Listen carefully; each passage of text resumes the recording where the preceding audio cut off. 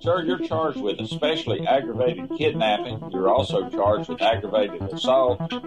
And you're charged with theft of a firearm worth less than $2,500. You're talking about stuff that is not You will bring the jury. Hello and welcome to the Court of Public Opinion. I am the Recovery Addict, and boy do I have a case for you today. Why is the dog chewing on this guy? I think they've got the wrong guy They there. got the wrong guy. The dog was biting him. He roughing him up quite a bit. There's a lawsuit.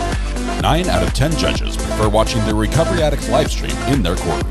The fireworks are not done. Now we're getting commentary on the case. Dati mihi Anglican, please. Is that correct? I didn't ask you to interrupt me. Literally not true. Oh, for crumb's sake. Good morning. Welcome to the Court of Public Opinion. I am the Recovery Addict. Happy Thursday. I believe it's Podcast Thursday for y'all. Welcome. Let's see. Quick update. Let's see. Where am I? There I am. Jenny LP. Good morning. Good morning. She says, good morning, all. Thanks for all the laughs the last few days. I sure needed them. You did, because you had today coming. Today, we're hitting you with both barrels. Everything IP-related worldwide is your responsibility. We're punishing you for your promptness. Being first in chat has its punishment, and that was you today. Congratulations. This goes on your permanent record. All right, good morning. I think we have at least one birthday today as well. Is it Gail? Is it Gail's birthday? I try to stay up. I try to stay caught up on what happens in mod chat. It's been difficult as of late. It's been difficult as of late because I laugh too hard during the day to read mod chat when I'm not at work because it just hurts my stomach. It's funny. They're hilarious people, and apparently they've been tweeting some stuff, some pictures of me with my arm around certain defendants who are fond of lemon pound cake. Frosho. Yes. All right. Monica's birthday today. Shelley, we'll add Monica to the list for sure. Let's do that. And let's see if we have any other birthdays. Let's see.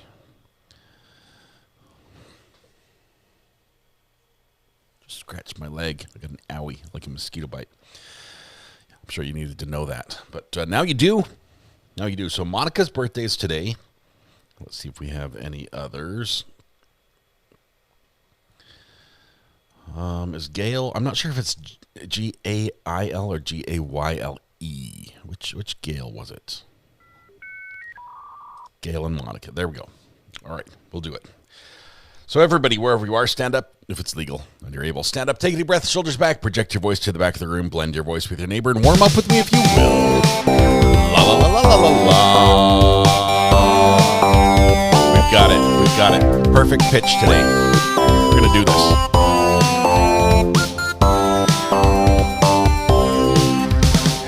Birthday to you. Happy birthday to you.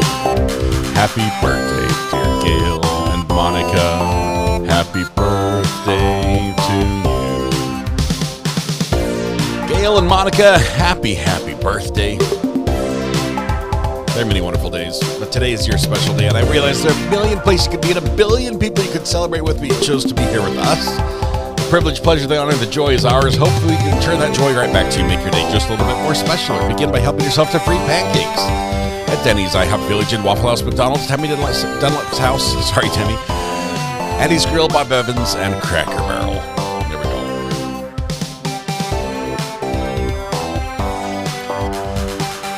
Is the counter at 320? It's going to catch up. It takes a while. We'll give it a minute. I mean, 320 is a good number. So you look at that. Boom. Happy birthday. You look good. It's like a stroke. A tongue twister, says Tammy. Yes. I'm a little bit tired. By a little bit, I came down here to get ready for the show and I fell asleep in my chair. That sort of tired. So it's going to be one of those days. Boom, boom, boom,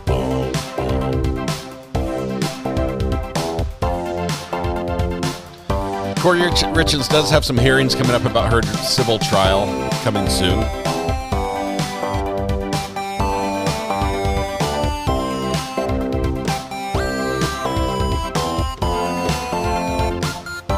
Help me with the drum solo on the big finish, or air drums.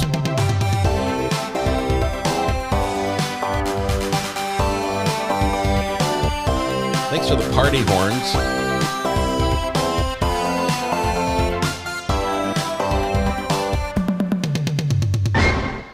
Beautiful. All right. In honor of your birthday, I'm going to eat myself some peppermint candies. Some York peppermint candies, because they're delicious, and I need the sugar, which will cause a crash, so I will sleep soon. We've got a couple things to watch. We've got a court case we need to do with some quick rewatch on. But before we do that, Judge McNally is back. Guess who's back? He's back, and he's having a bit of a day. And just wanted to see what's happening right now. He needs more time. Come on back in. Thank you to you and your staff, Your Honor. Charles Lamont Towns, 2625W8389-232. Your name, sir? I placed you on probation on January 17 of 26. I took it under 771.1. Actually, Judge Kirsten did. I sentenced you on January 7 of 26. And you have a violation of probation. And the violation of probation alleges 3 different violations. Count 1. What'd you do? You failed to attend your scheduled probation visit on July 30 of 26. Do you understand the charge? Yes, you said July what? I'm sorry, July 10 of 26. Do you understand the charge? Count 2, that you failed to pay your fines and costs as ordered. Do you understand that charge? Yes. Count 3, that you failed to provide proof of completing your 8 hours of community service by February 15 of 26. Do you understand that charge? Yes. You plead guilty. If you're found guilty, that would be 3 different technical violations. You could have your 771 status revoked. The conviction could be entered, and you'd be subject to a jail term of at least 15 days. That's a bad day. That? Yeah. You need to sign, read, and understand the advice of rights. Yes. If you plead guilty, you'll be giving up all those rights, and we are not going to have a hearing or a trial. Do you understand that? Yes. All right. You have the right to a lawyer. We're glad to give you one at public expense. Would you like an attorney?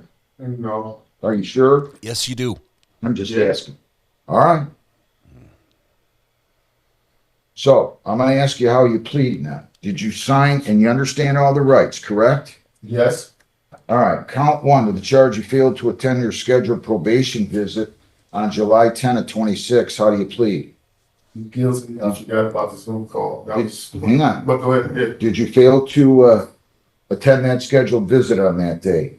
Yes. Can you call in Jessica Sadie? Count 2 that you failed to pay your fines and costs as ordered, balance owing $300. How do you plead? Yes. How do you plead? Guilty. Did you fail to pay your fines and costs as ordered? Amazon's here. Did you fail to pay your fines and costs as ordered? You didn't pay your fines. Yes. I didn't finish paying them. I didn't pay them all. I paid $500. I owe $300 more. Count 3. Yes. So yes. Count 3 that you failed to provide proof of completing 8 hours of community service by February 15 of 26. How do you plead? Guilty. Did you fail to provide proof of completing your community service by then? I didn't. Well, I said guilty. This is my question. Did you fail to provide? Yes. You failed to provide proof of completing your community service by February 15th. Is that true or false? True. Anybody in the world force you to plead guilty? No. Or out of the world. Please accept it. All 3 counts. Judge is frozen. What are you doing? I completed everything. I'm just gonna grab his file. I was bringing a different file in here, Judge. I completed everything I was told to complete. I did What do you mean? every program except I owe $300. I missed the routine. Let's slow down a second. Whoa there. You didn't show up for your reporting, right? Yeah. You're supposed to do that. And I told you if you didn't have the money, I said to put you on a payment plan of $75 a week starting February 27th. Didn't I tell you if you didn't have the money to call the court, we'd go on Zoom, or you can come in on or before the due date and I'd give you an extension? Correct. Yeah. I told everybody. So why didn't you do that? I got a lot going on, and it just hit my mind. It's my fault. I paid $500 of the $800, and I completed every Okay, program. slow down. Yep. Don't get defensive with me. I'm not getting defensive. Why didn't you provide us with proof I'm that not you getting completed your defensive. community service by February 15th, which I is didn't know now, listen, which is now 5.5 months ago. Why didn't you do it? I mean, it's not like this sentence was harsh or anything. No, it wasn't. Then why didn't you do it? I completed the program, Your Honor. I didn't know that I had to bring paperwork. I told my probation officer, and the lady, kept in touch with each other. She didn't give me any paperwork. I completed at the Bickley. I completed community service, picking up the trash. Slow down. Just don't get defensive with me. You seem like you want to argue with me. Maybe I'm wrong. Your name. Did you do, I know you did, so you're telling me he did the court workbook. So taking a look here, yes, he completed the work program date and he did complete the anger management intake class. For the community service, I reached out to Christy at Victory Gym. She stated, yes, Charles completed 4 hours of community service. He set up many dates and times, had many no-call, no-shows. I will double check this afternoon when I get to the office, but he's only completed 4 hours. And then she later confirmed it was only the 4. Can when you check back with her, there's one time that I rescheduled. Sure. Can I actually, Judge, the email was on July 9th that I emailed her, so this was fairly recent. 3 weeks. Thank you for the Sir. Settle down. Please. Don't get defensive. It was incumbent upon you to prove to us that you did community service. She's not a babysitter. She doesn't need to be calling up nonprofit organizations to verify that somebody completed their community service there because the defendant's telling her to. You should have got the proof from them and you should have had it in here 5.5 months ago. I don't understand why you're acting like you're picked on here. Judge, Who's this with you? Who's this? Judge, I could also know. What do you do for a living? I work at Ford. You got a great job. And I got a lot of bills. We all got a lot of bills. I got a lot of bills. I mean, And you make more than me too. well, I'm sorry if you think that's unfair. I don't think it's unfair. I think it's the truth. What's that have to do with anything? You brought it up, not me. I didn't say anything. All I told. Come on. You want to argue with me? Listen, I have 3 issues. 3. 1, you didn't report the probation. Guilty. You got to quit interrupting me or I'm going to lose my patience with you. I don't want to lose my patience up here. I'm too old to lose my patience. Would you please stop interrupting me? Please? I need a response from you. You don't want to respond? Yes. I was listening to you. My mind is... I'm not going to interrupt you. Thank you.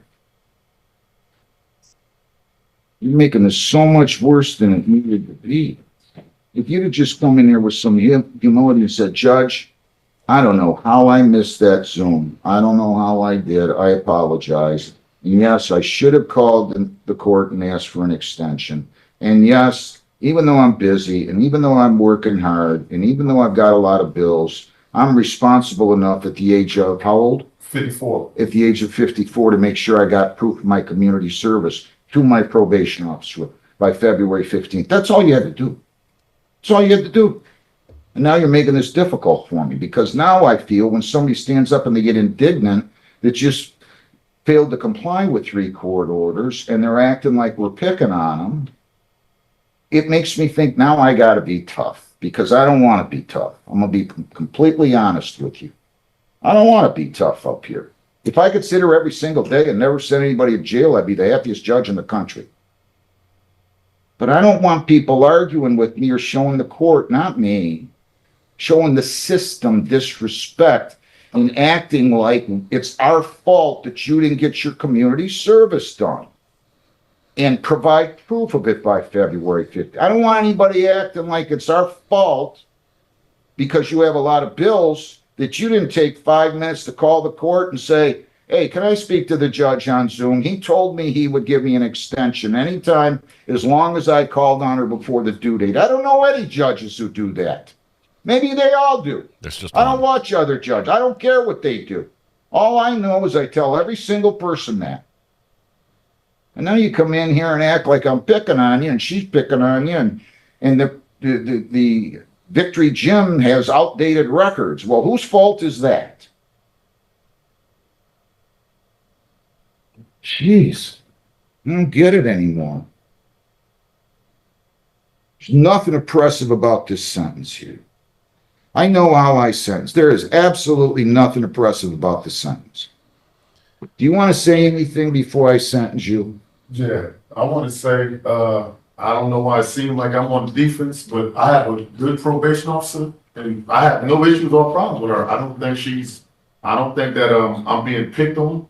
I don't know if this is my tone or whatever, but, she's been a good probation officer. I know she is. She's right. really good. And the Victory Gym, I just simply went and did what I was supposed to do. I didn't know that I was supposed to receive a copy of anything to bring it. I thought that they would put it to my probation officer. So I guess that's my misunderstanding.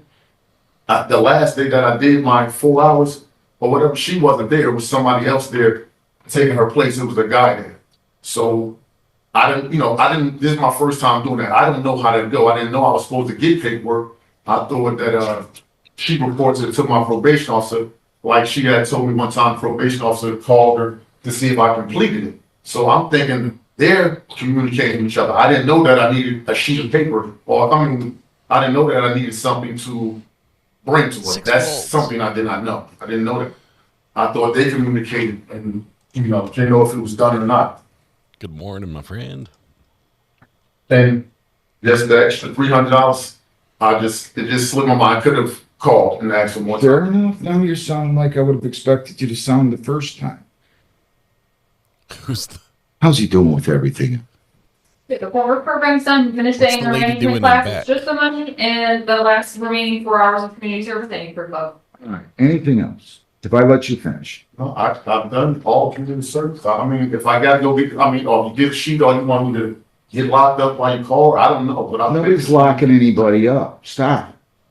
If I wanted to lock you up, I'd have done it 7 minutes ago.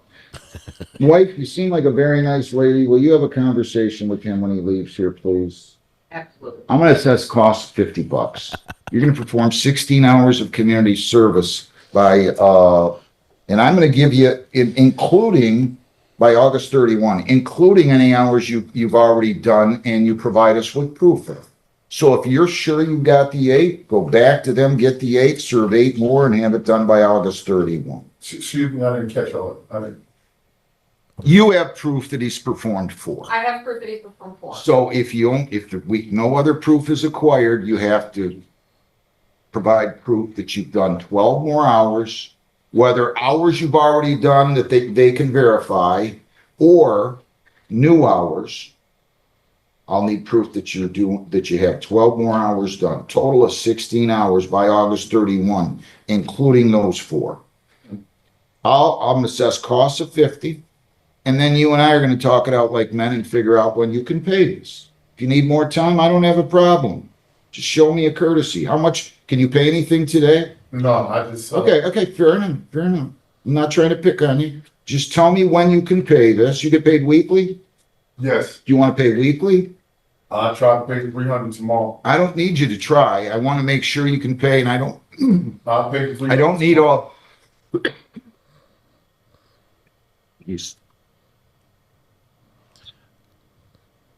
I don't need all 300 by tomorrow. If you want to pay it by tomorrow, I'll order you to pay it by tomorrow. If you want me to set you up on 50 a week, I'll set you up on 50 a week. You want to pay 50 a week? Nah. I'm going to put. You can talk to your wife about it. You pay 50 per week. Look, she's back and there. I'll start that beginning on August the 3rd. She's back there shaking her head. You want to pay this it all man. tomorrow? God bless you. If you don't, that's fine. Just stick with that payment plan.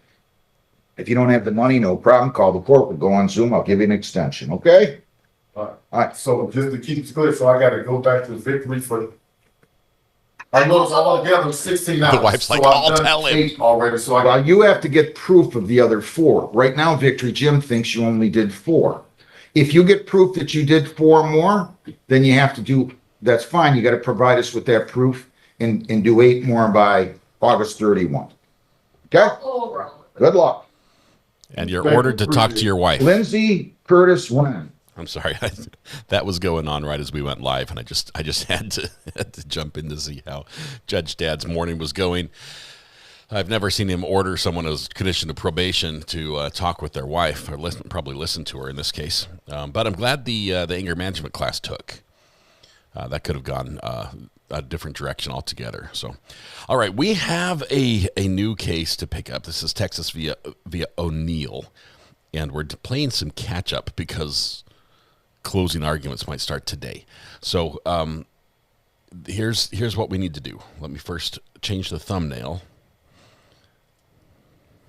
for those people who are just coming in. I know nothing about this case.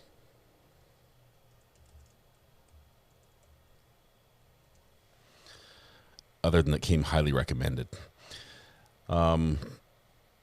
O'Neill, I spelled it wrong. It's with an A. There we go.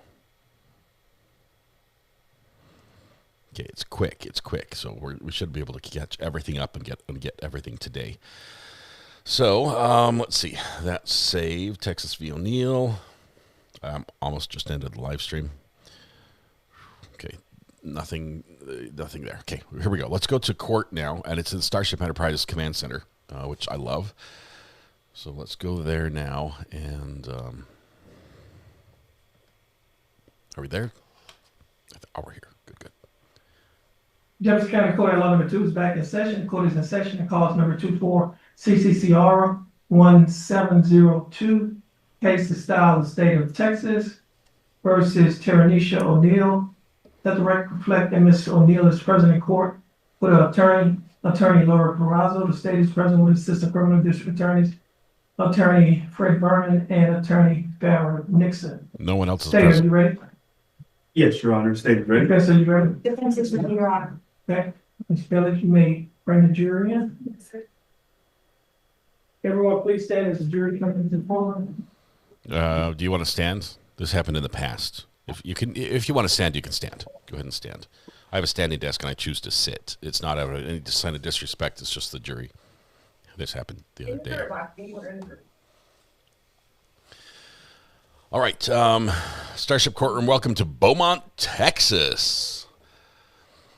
Our media sprinter van must be broke down in Texas. Hey, it's getting fixed. Welcome, sir. Come in, take your seat. Hello, sir. Thank you for your service, sir. Great. I love the red shirt. Big fan. Ma'am, thank you. What you got in your purse? Hopefully treats for the rest of us. Thank you, ma'am. All right, sir. Right this way. Oh, no. After you, I insist. All right, there we go. These women they brought their full carry-on. Is this normal? Ready, seated. A jury of 6, 7, one Jefferson alternate. County Court at law number 2 is back in session. Court is in session. Clause number 24 CCCR 1702. Case is styled state of Texas versus Teranisha O'Neill. Let the record reflect that Mr. O'Neill is present with counsel. State is present with counsel. Let the record also reflect that the jury is now present and seated in the court. At this time, which one is present? Okay. Attorney Nixon is going to present the information. Ms. Carrazzo, would you please stand with your client? Okay, listen, here are the charges. Go forward. In the name and by the authority of the state of Texas comes now the undersigned Assistant Criminal District Attorneys of Jefferson County, Texas, on behalf of the state of Texas, and presents in and to the County Court of Law of Jefferson County, Texas, that in Jefferson County, Texas, Teranisha O'Neill, hereafter styled the defendant, heretofore on or about June 10, 2024, then and there, with the intent to hinder the arrest, prosecution, conviction, and punishment of Lester Lewis for the offense of violation of a protective order and criminal mischief, did intentionally and knowingly harbor and conceal Lester Lewis against the peace and dignity of the state. Harbor and Ms. Lewis, how do you conceal. plead? Not guilty. Okay, you may be seated. Lester Lewis, hereafter known as her man. State, would you like to have an opening statement? Yes, Your Honor. Okay, you made no false.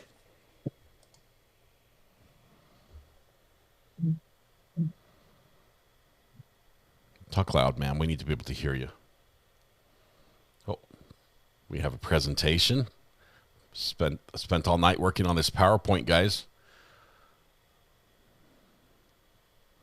Chose purple background with orange font.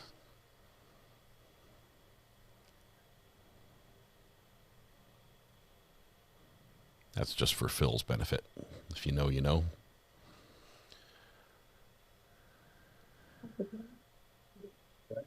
Oh, it's on now. It's on now. Don't touch anything. It's working.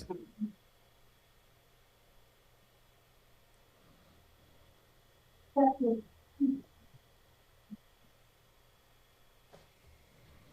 have to crank the audio here.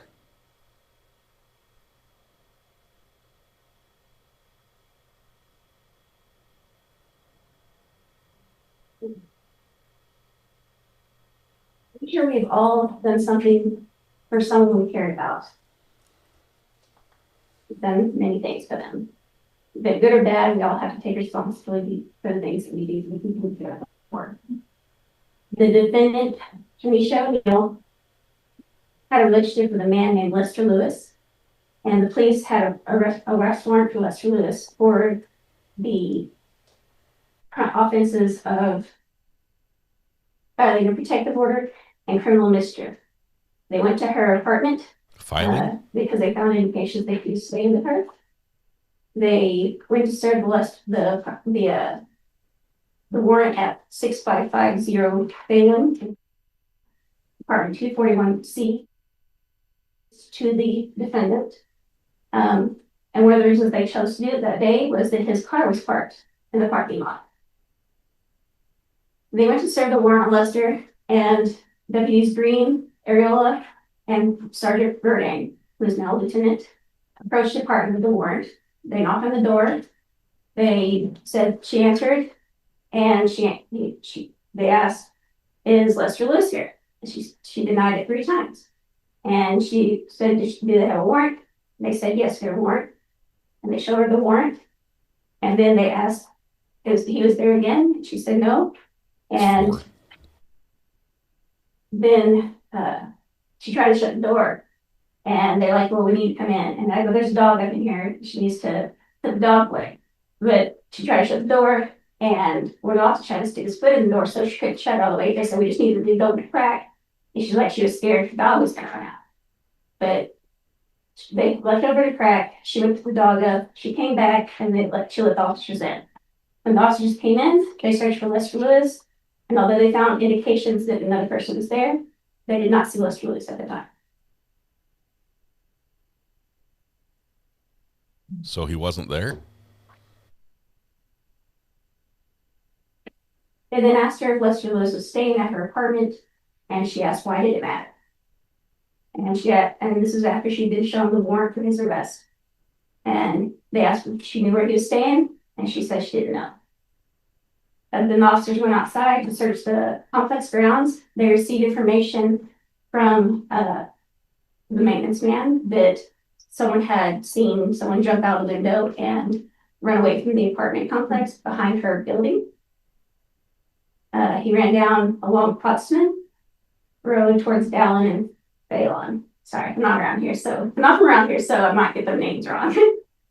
But the deputy and the sergeant then put up a perimeter to see if anyone would come back or if they see anything else that day. And one of them saw the defendant walk to the store. She bought something, she came back, and then she was seen meeting in the parking lot with Lester Lewis. Lester Lewis was arrested for his warrants, and Miss O'Neill was arrested for hindering apprehension and prosecution of Mr. Lewis. Okay. Sorry. So the elements of we spoke of elements during my dire, the elements that we need to prove for. It's not working. There you go. Click the button. There you go. Oh, this is section of Penal Code.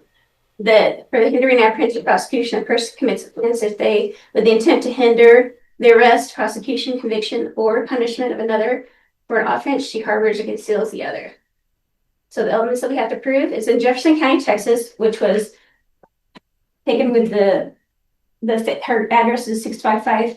We don't need her address. The defendant will prove that it was a Miss Tanisha O'Neill on or about certain date, June 10th, 2024, intentionally, knowingly hinders the arrest, prosecution, conviction, and punishment of another person for an offense. The other person by harboring and concealing the other person. The other person here is going to be Lester Lewis, and he was for the warrant of violating a protective order and for criminal mischief. Oh, violating, and her actions not filing. will show, and her comments will show that she intentionally and knowingly hindered the arrest for the warrant of Lester Lewis, and that by harboring and concealing, by enough time for him to leave the apartment before he was caught. The state has to prove these elements beyond a reasonable doubt. And beyond a reasonable doubt is going to be it's going to be decided by each individual person here. You're going to use your life experiences, you're going to use your common sense, your common knowledge, and you're going to determine what facts and case are and what's presented to you.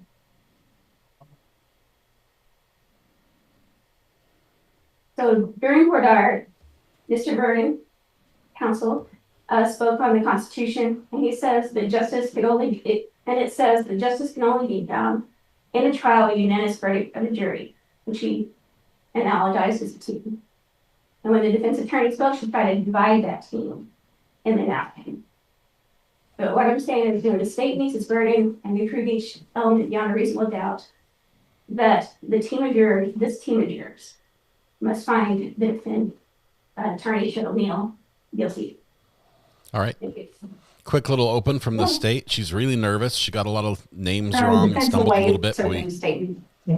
Defense waves. So we start first with Would you like to call your first state witnesses? Yes, Your Honor. The state calls Officer Ariola. Ariola? Yes, sir. Officer Ariola? Who is it? Who's the witness again? I'm sorry. Did I mishear? They're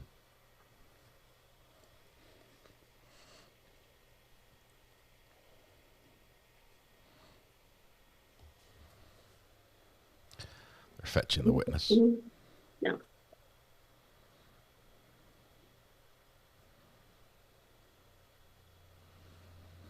It's one of the rare courts where we get to watch the jury deliberate and see their reactions as if we were in court.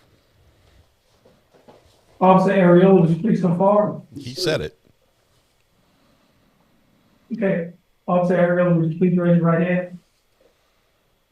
Do you swear affirm to tell the truth, the whole truth, and nothing but the truth, so help you out? Yes, sir.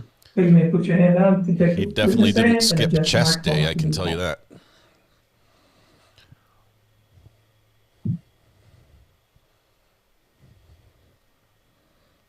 Like your Honor, I would also like to invoke the rule. We get out of the way. Okay, rules have been invoked.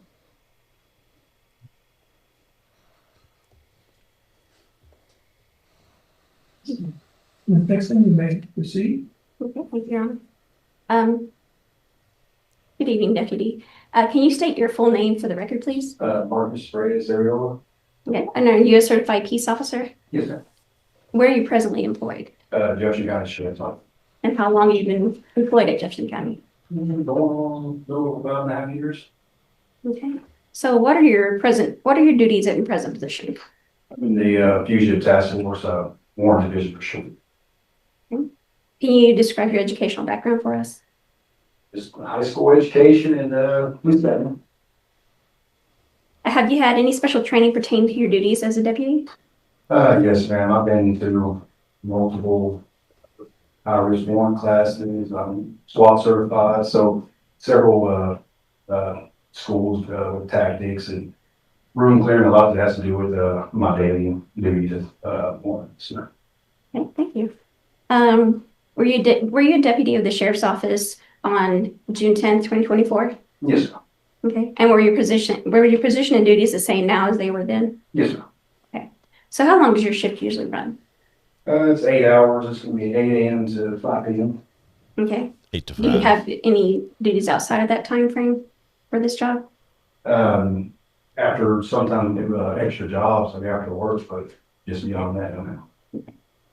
So what were your duties on that shift for that day? Just our daily duties. We're going to serve a warrant. I believe it was at 6550 Phelan. You don't need the full address. 241 C. Okay, and what was that warrant for? I believe it was a violation of protective order, and he also had 2 criminal mischief ones. Okay, and who was the person? Lester Lewis. Oh. Okay, were you in uniform? Yes, ma'am. Okay. Were you in a marked patrol vehicle? No, ma'am. With that specialized divisions, we're usually in unmarked. And that's so that you don't chase away. Yes, because usually we like to try to be undetected as best as possible. Whenever we're serving warrants, of course, it's high risk and people are usually more apt to do elude. So it goes to our advantages. So were you working alone that day or did you have partners? Or? I was with Sergeant at that time, Sergeant Burgine, and then Deputy Gordon.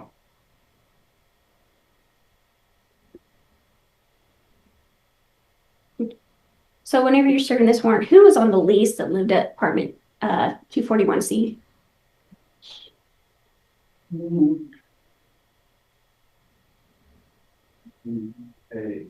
Anisha O'Neill. Okay. Did you see the resident that lived in apartment 241C that day in the courtroom? Yes. Okay. Would you point to where the resident is sitting and identify article of clothing she's wearing to the record? Green shirt. Okay. Your Honor, would the record reflect that Deputy Areola identified the defendant, Taranisha O'Neill? The record will reflect that the witnesses identified the defendant. And this apartment was in the West End Crossing Apartments you visited that day, correct? Yes, ma'am. Are those apartments located in Jefferson County, Texas? Yes. So how did y'all approach the residents whenever you went to serve the warrant? We approached it. It's on the 2nd floor. Did a front door approach, walked up the stairs, and knocked and announced our presence. Okay. Did you, when asked if Lester Lewis was there, what did Miss O'Neill say? She said he was not. Okay. When she went to put her dog up, what did she do? She closed the door. Okay. What happened in response to her trying to shut the door? We advised her to not shut the door. She can go put the dog up, but she needs to leave a crack. Usually that's for officer safety because we don't know what's behind the door. If somebody behind the door with a weapon, once they close it, then we decide what's inside.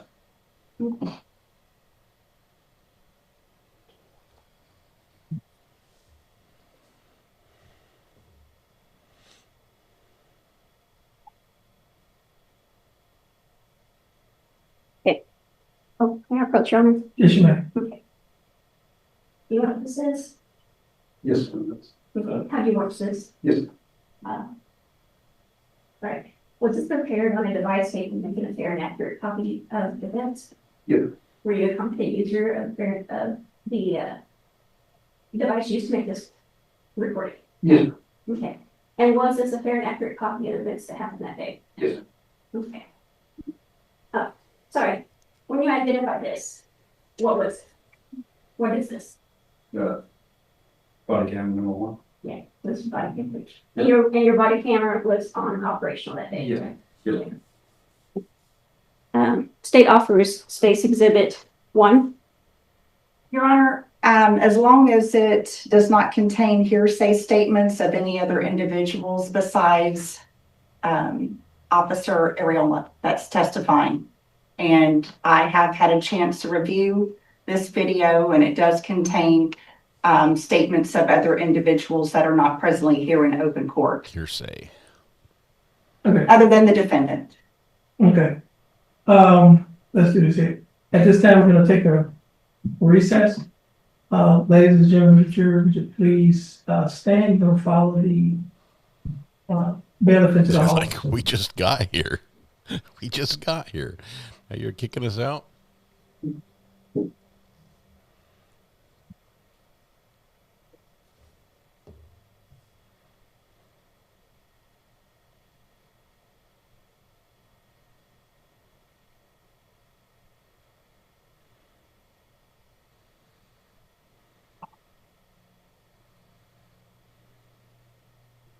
Okay. Yeah, I'm gonna see this. No, go ahead. Go ahead. Nick, turn it on.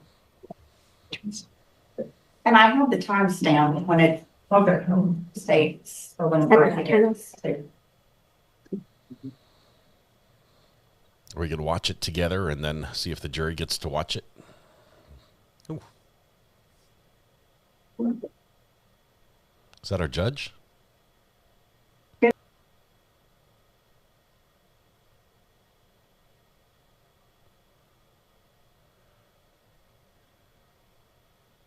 You just muted us. We're going to fast forward because we can. You mute us, we fast forward you. That's how it goes. Beep, beep, beep, doo, doo, doo, doo. Still waiting.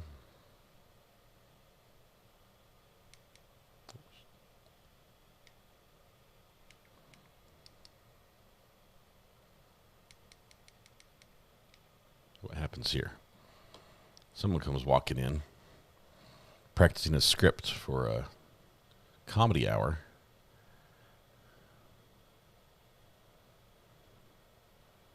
Stuck on that line.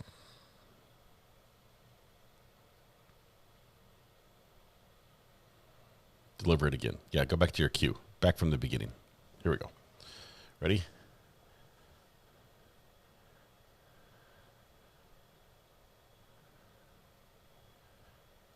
Not sure what he's doing. I think they are practicing something. Little interdepartment skit or maybe a training briefing reenactment.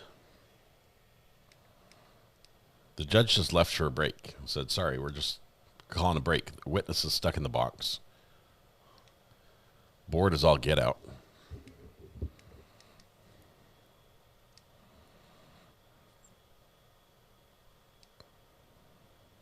It's been like an hour. He's still there. Barely awake. Jury's gone. Okay, it looks like they come back right here. Ready? He's just chilling.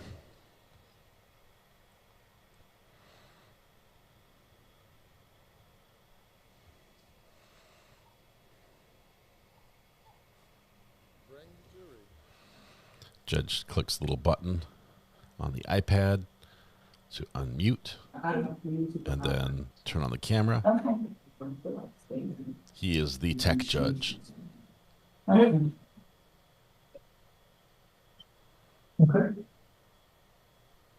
Then he goes back out through the door behind the curtain. Then he re-enters the bench. You think you could train a bailiff to do that?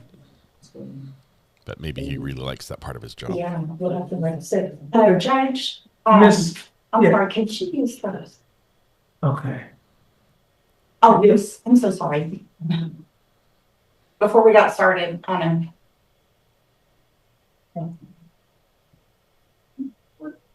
And she used I'm sure worse things have been said. Sorry, Judge. Somebody needs to pee. No jokes. We made all the jokes about potty humor yesterday.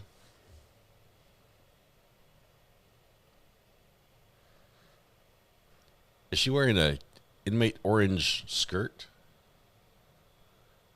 I think she is. All right, we're muted. She's going to go... I didn't know they did, like, skirts for inmates. I don't think she's an inmate, though. Okay, we're back. Now the the defense attorney's gone.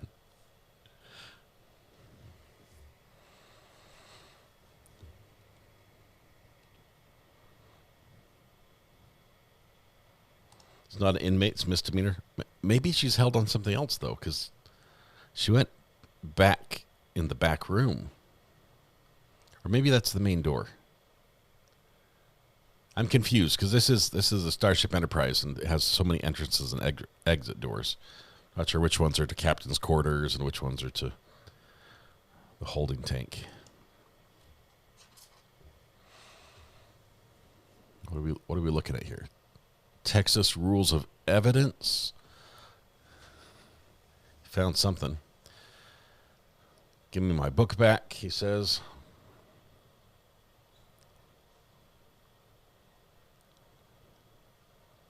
Cited case law saying this should come in.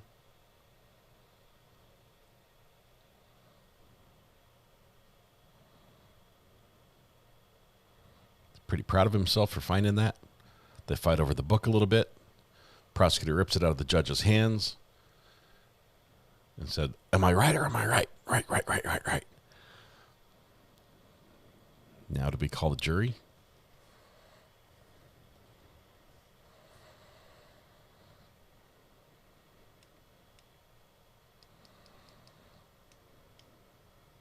Okay. Unmute. I think it was everybody please stand as the jury, as the jury comes into the courtroom. Please stand. Yeah. I think it was New York that recently canceled a purchase order for an AI teacher's assistant robot, a lifelike robot that was going to be introduced into the classroom. $60,000 they had paid for this robot. Apparently, the company they bought it from has a sister company that produces lifelike robots for other purposes, and the public perception was an issue they were worried about. The kids thought the robot looked great, but let me see.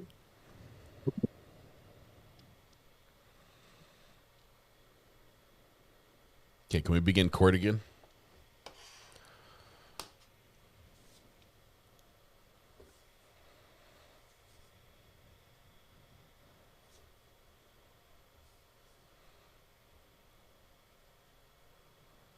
Jefferson County Court Law Number 2 is back in session.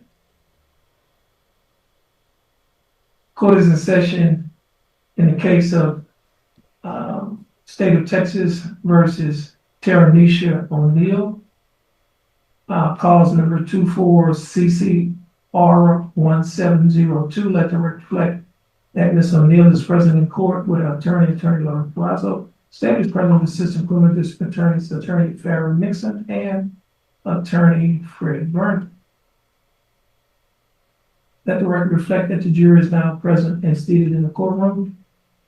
Ms. Nixon, you may proceed. Thank you, Your Honor. State offers State's Exhibit 1. No objection. Okay, no objection. State's Exhibit number 1 is admitted. Your Honor, may I publish to the jury? Yes, you may. Publish to us as well. This is the body cam. It's got a big tag on it.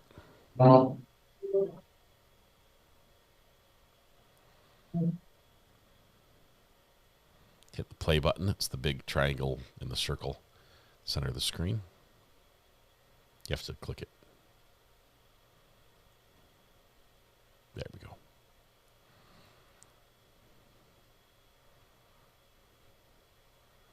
Now, maybe if you could find a different place to view it, that would be better as well. That's fine. I thought I'd see you. So, yeah. Oh, no, don't. Ma'am, there's a whole courtroom full of seats. Y'all will see this. Yeah, we can see it.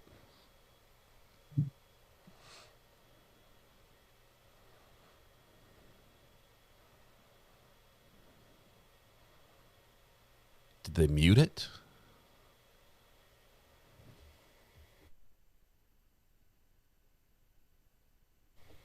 to get really loud here really quickly.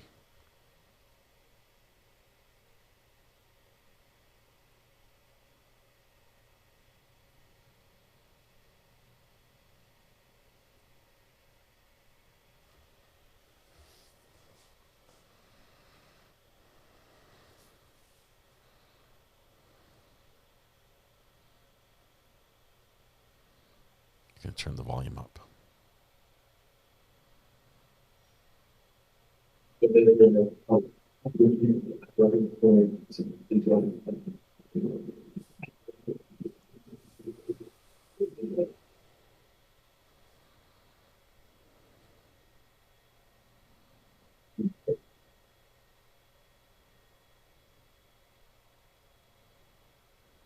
He jumped out of the back window of a second-story apartment?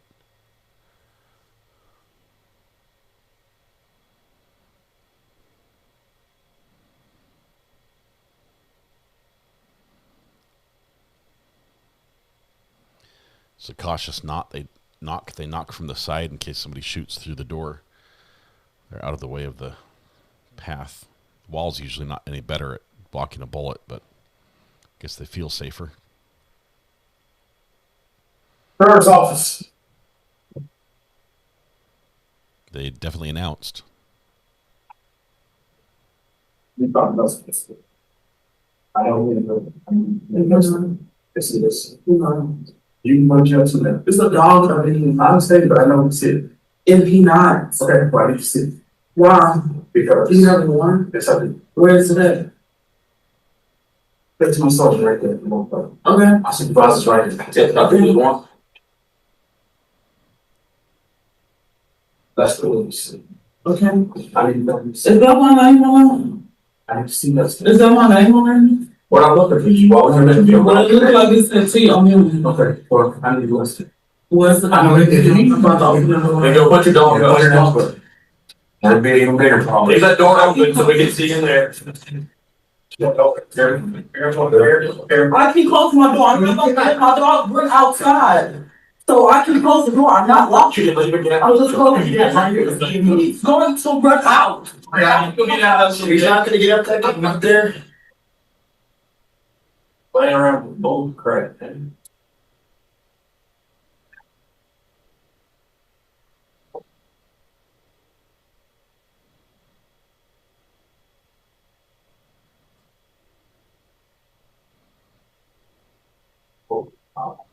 T, get up. You gotta go.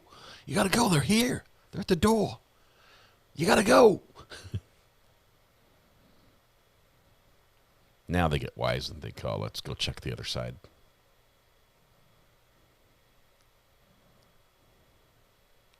What are you doing right now?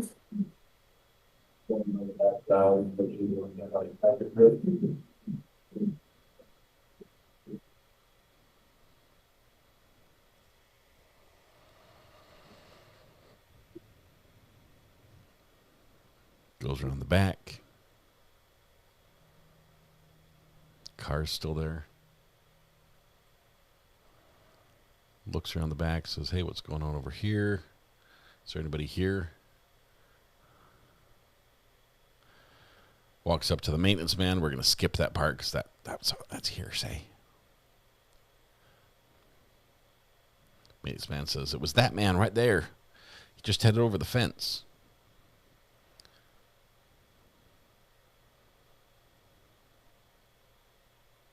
See when you go back there?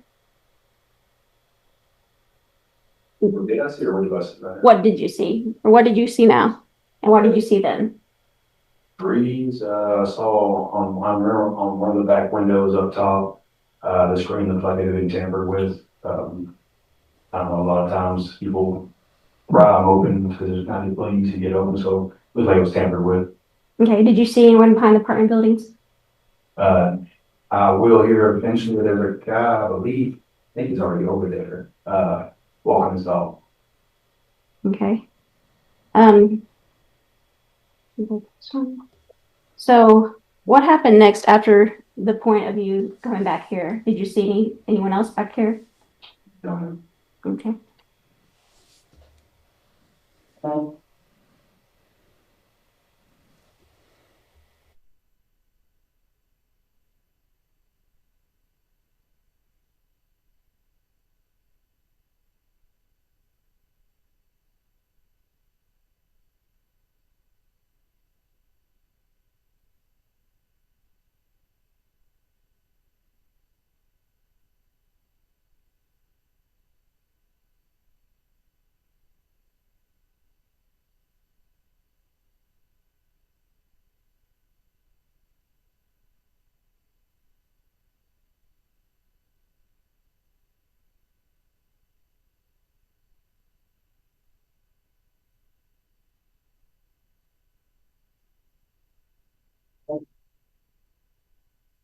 I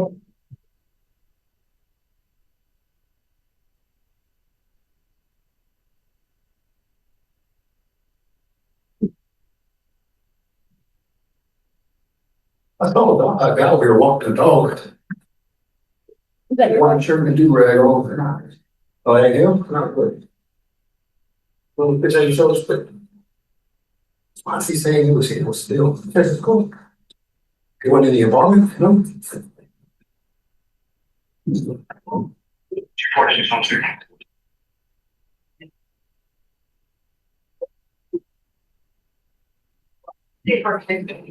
You can see one window on top of the screen is pushed out, but no. See, they got three in the apartment though. That's the window right there. Whenever I came around, there was just a guy walking a dog.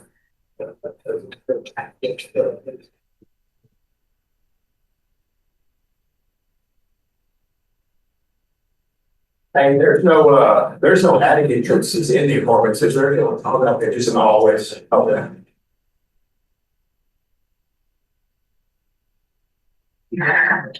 What they're doing, show you control. Where is that? It's that one right there. They couldn't even have tree, there's no way. I looked in the tree. What their apartment, but not that, you know, the apartment. They come off there.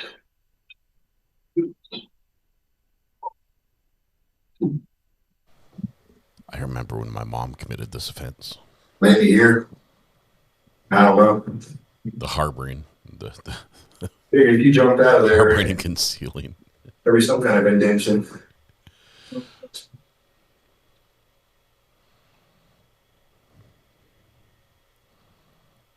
a funny story. Maybe here. People even have true, they go. So is this the window, the apartment that you're talking about? He jumped from the second story. That's the one that Deputy Green was pointing to. I don't remember for sure, but I remember him pointing to the window. Okay. And what's different between that window and all the other windows? Does it have screen? Yeah. I looked at the tree. What their apartment, but not that, you know, the apartment. They come off there.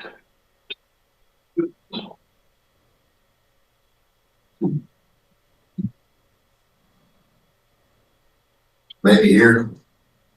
I don't know.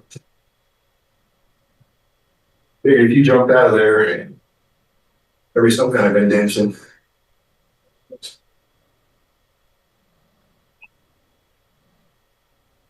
got big shoe prints right underneath the window. How old is this guy? 40. 44. You're too old to jump out of second story windows at 44. That should stop by the time you're 30.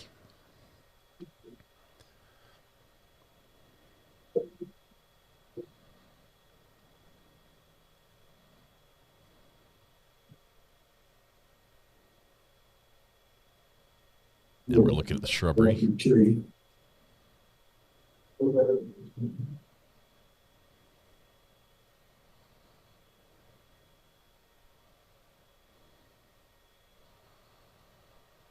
Looks like the defense's objection to hearsay was sustained, and the compromise was to skip over the parts where somebody else is talking.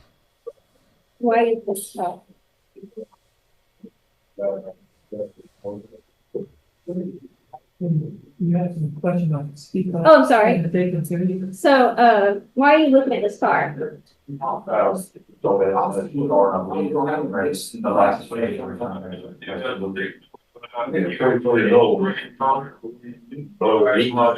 What was he wearing?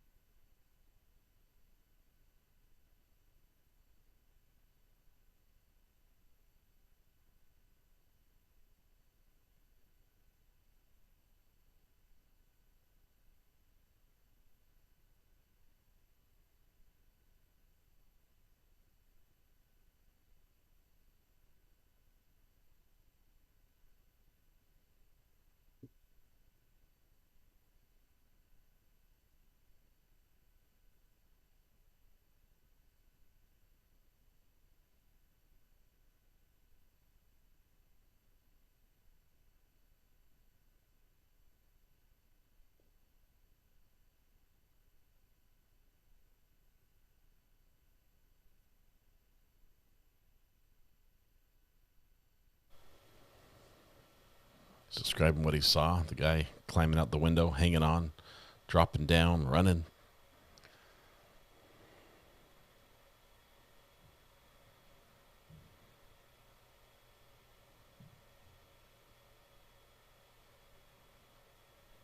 Yeah, that's sense.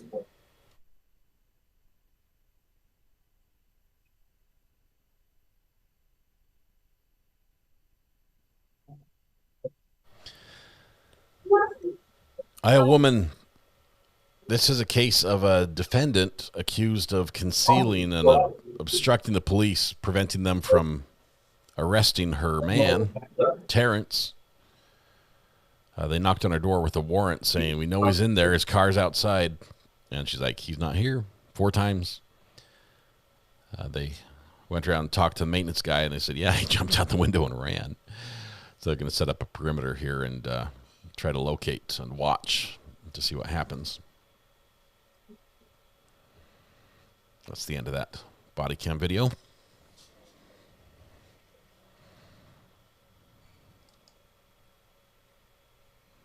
Okay. So after this video, what did y'all do when you didn't find Lester at this point? We set up a perimeter around the surrounding area and just conducted surveillance. A lot of times whenever they run, a little while later, they'll come walk back. Okay. And what did you see while you were watching the complex? While I was watching the complex, I saw Miss O'Neill. She left the complex on foot, crossed over Phelan, and I believe she went to the corner Shell gas station there for a few minutes, came back with some groceries in her hand, and walked back into the complex parking lot. Okay. When was the next time you saw her?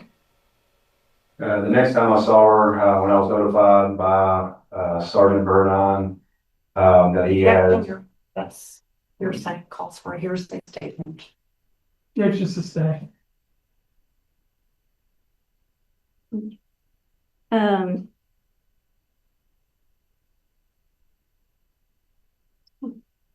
When did you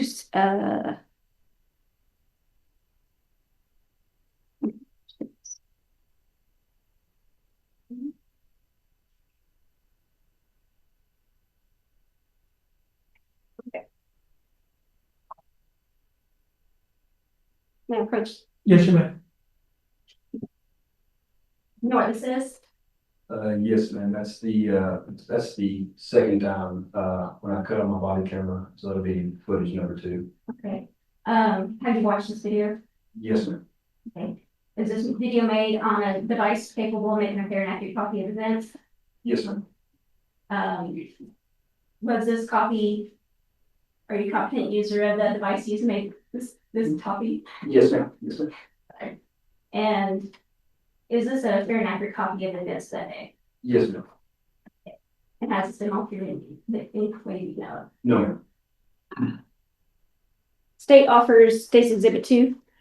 Your Honor, I really don't have an objection other than I'm not really sure she's laid enough predicate to determine what it's purporting to show, because it's my understanding that the evidence has already been presented, that he was on the scene, he's already testified, to what was actually shown and backed up on the video. So if she could just lay some more predicate about what this video is supposed to show, because I'm not familiar with any additional information. So other objection than this foundation video or objection relevance? that was produced in discovery. I'm all rule the objection. I think she laid the prop ready. So foundation's established, comes in. You may. Has it been? Yes, it's admitted. Okay, thank you. May I publish to the jury? Yes. Okay, this is the part 2 of the series. This may include the takedown at the convenience store. This is a prime opportunity to get some product placement. If you have a fast food that you want to be featured in a cop video, you can hire a defendant to carry it out of the store right as they're getting arrested. It's free advertising. I'm thinking Twinkies. Maybe Twinkies or Mountain Dew. Oh, he just ran. He's thirsty. It's gonna be a drink for sure. Beverage. Gabriella, Like a Lipton what sweet tea, maybe. caused you to leave where you were observing the complex? I was notified by Sergeant Verdine over the radio. Objection, Your Honor. That calls for hearsay. Your Honor, this is a Objection sustained.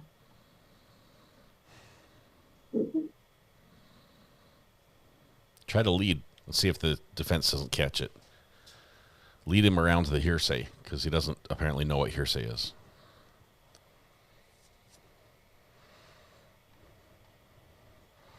A Yoo-hoo was the drink. Isn't that chocolate? Like a chocolate milk?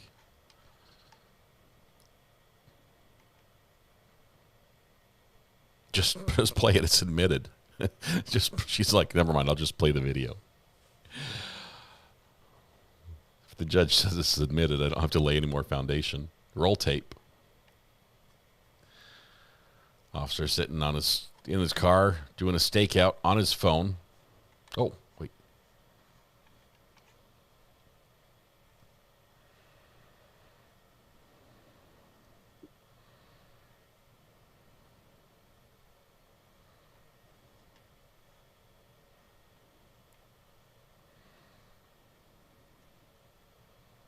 Should have audio now.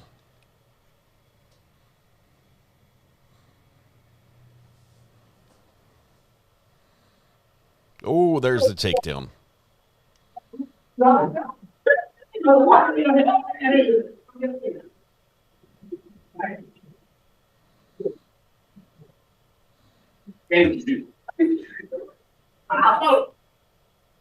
okay. Says, let me finish my At the Snickers. apartment complex, can you describe me what's happening at this point? I came around the corner. I witnessed Sergeant Brown looked like he was attempting to take Miss O'Neill into custody at the time. Looked like he was having a difficult time controlling her. And then also witnessed Deputy Green. Looks like he already has Lester Lewis in custody. Looks like they appear to be together.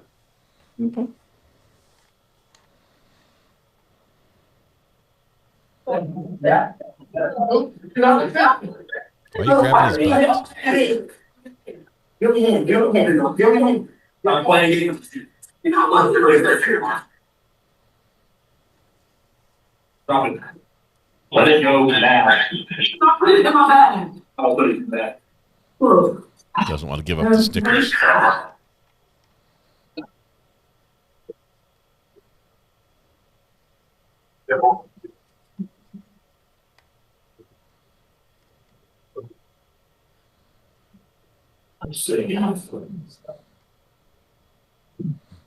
Jury I'm members so sorry. moving for a better view because counselor stands in the way. Power.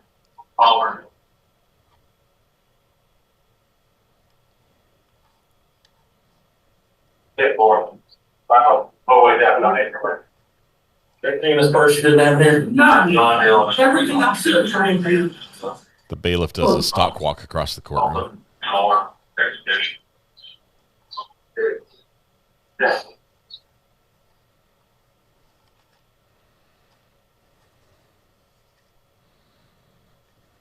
There's an ID.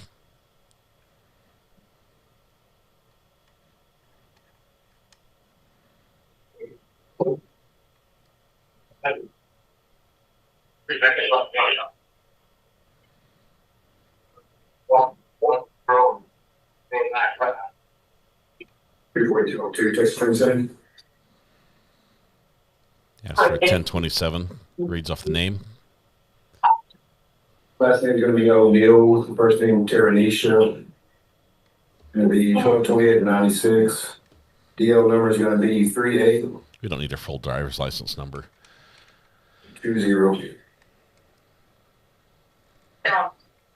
Dispatch now runs the information in the system to see if there are any warrants. I was gonna help you. I don't need to. Hours finished. I'm not looking at some. Off of time. She pulled her disturbance. This had a big spot. She's headed somewhere, apparently. I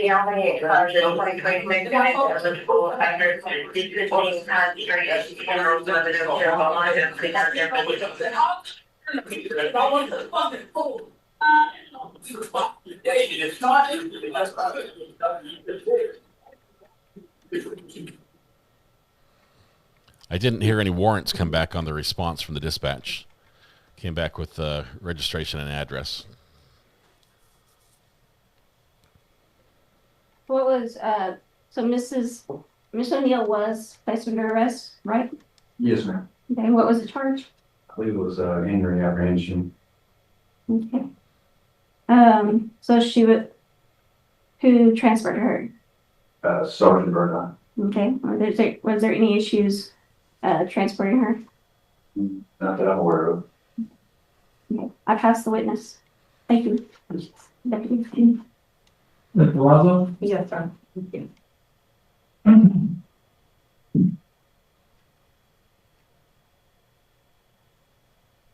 Officer Ariola, you recall making a report about this incident? Yes, sir.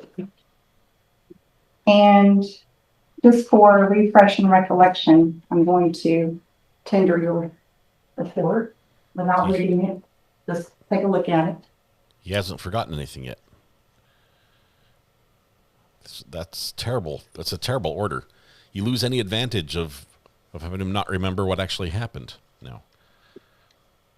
Now he's refreshed his recollection. He'll testify in accordance with what is on his report. Always ask the question first, then refresh the recollection.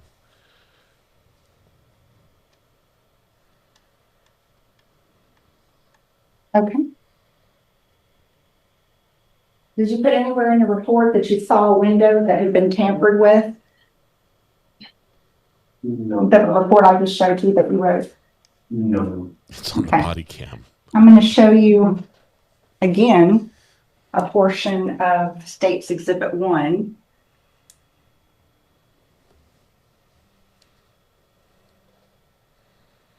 Just yank that drive out. It's fine. Just might corrupt the file and you end up winning. You'll need to close out the window first. Okay. Gotcha. Thank you. Yeah, gotta have to do that. And then close that file window. There we go. Thank you. Maybe close the state's PowerPoint as well. Didn't say it was safe to remove. Let the record reflect. It didn't say it was safe to remove. Okay. So I'm going to try to speed it up to where you went to the back of the apartment complex, okay?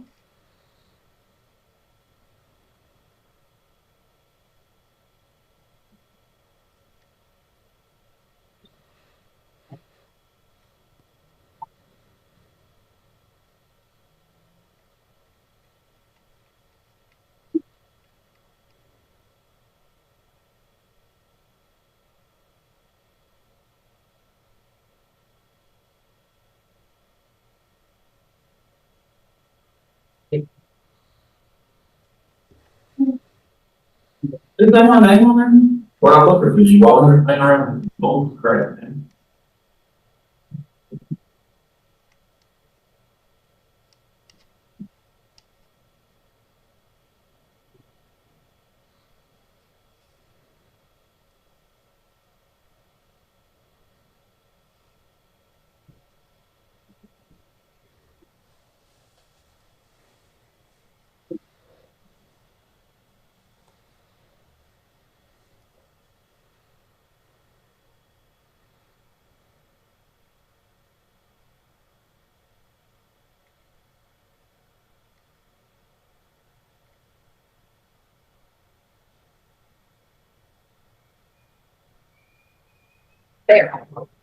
There. There, back it up, back it up. All right. 1 second. Click, click, click, click. It's the wrong direction. There we go. 3, 2, 1, and there. Pause. Got another window with the screen missing? Yes, sir. So when you said that it was tampered with, the other one that Lester allegedly jumped out of, how could you tell it was tampered with compared to that window? The one that's missing. Yes. Because that's another apartment, right? I'm guessing so. I'm not 100% sure. Well, you see there's a screen missing there, right? Are you asking me how I know that a window was tampered with? Yes. Because I don't know if you can see it quite as well through the camera, but whenever I looked at it, you can see it, a screen was bent. I didn't say that was on the exact apartment that, but it, because I'm on the backside, I'm not 100% sure of which window was what. That's why the video, whenever they came back around, I was getting Deputy Green to verify which window it was. But both screens are missing from different apartments, right? Okay. And you didn't put in your report that something was bent where the screen was, right? No. Okay. Did you ever go inside Miss O'Neill's apartment? No. So you don't know what happened when the officers went inside? No idea. Okay. Did you ever ask to look at Miss O'Neill's cell phone? No. You didn't want to ascertain if she had contacted Lester before she was seen with him after she got back from the store? No, ma'am. I'm just small. For my role, I'm just an assisting secondary unit. The priority would have been Deputy Green is one who holds the warrant. So he's actually the case holder. So it would have been his duty, his obligation to investigate. If he chooses to, yes, ma'am. Okay. But you're listed as an investigator on your report. Yes, ma'am. So wouldn't it be your duty to investigate as well? Yes, ma'am. Okay. No further questions. Ms. Nixon? Oh, unless you want me to leave it up.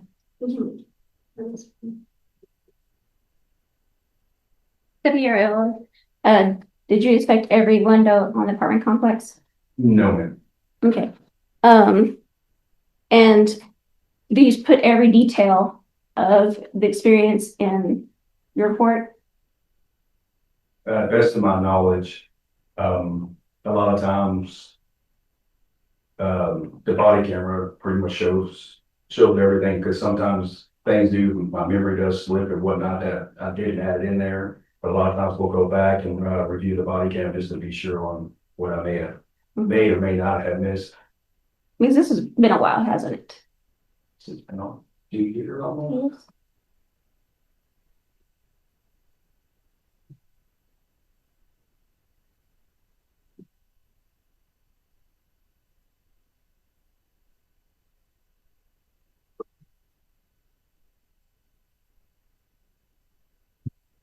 Yes.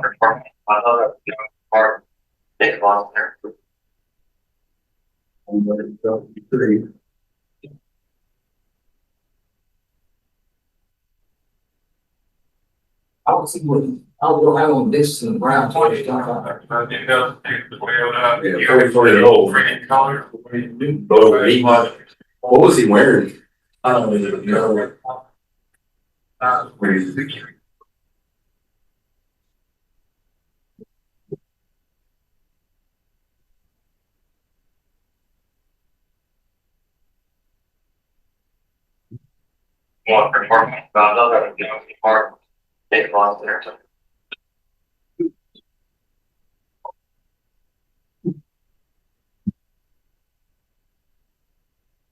Maybe here. I don't know.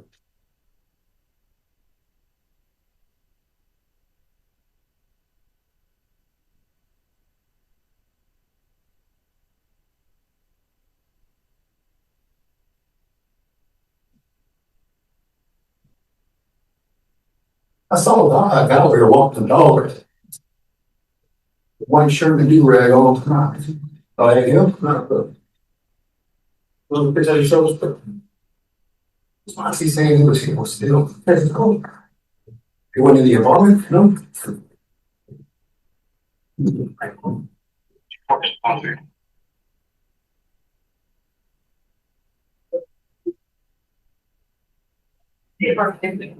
You can see one window up top of the screen is pushed out, but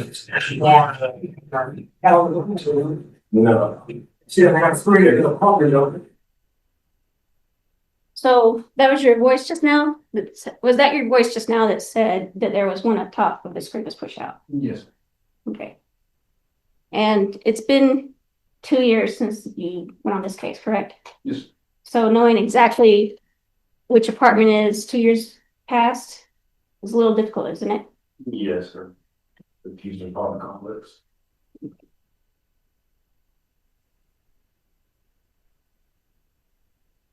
Last ones. I have no questions. Okay, may this witness be excused? Yes, sir. Okay. Yes, sir. Officer Ariella, you may be excused. I must inform you that the rule has been invoked. And you will order when you leave this courtroom, you should not talk or discuss with anyone anything about this case unless you talk to the attorneys. Yes. You cannot read any reports. If you violate this order, you're subject to being held in contempt of court. Yes. Okay, so you're free to go. You have a blessed day. Thank you.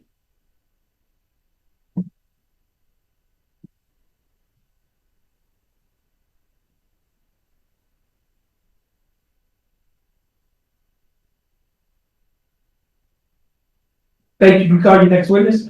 Yes, Your Honor. The state calls Mr. Anthony Wilson at this time. Anthony Wilson.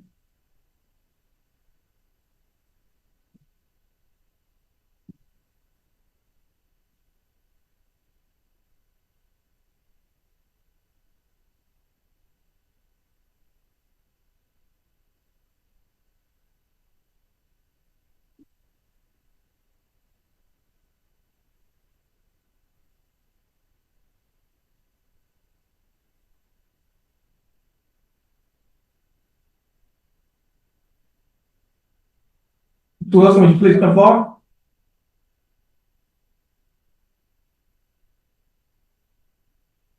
Mr. Wilson, would you please raise your right hand? Do you swear firm to tell the truth, the whole truth, and nothing but the truth, so help you God? Yes. Mr. Wilson, you may put your hand down. You can take a seat in the witness stand. You can adjust the chair and the microphone.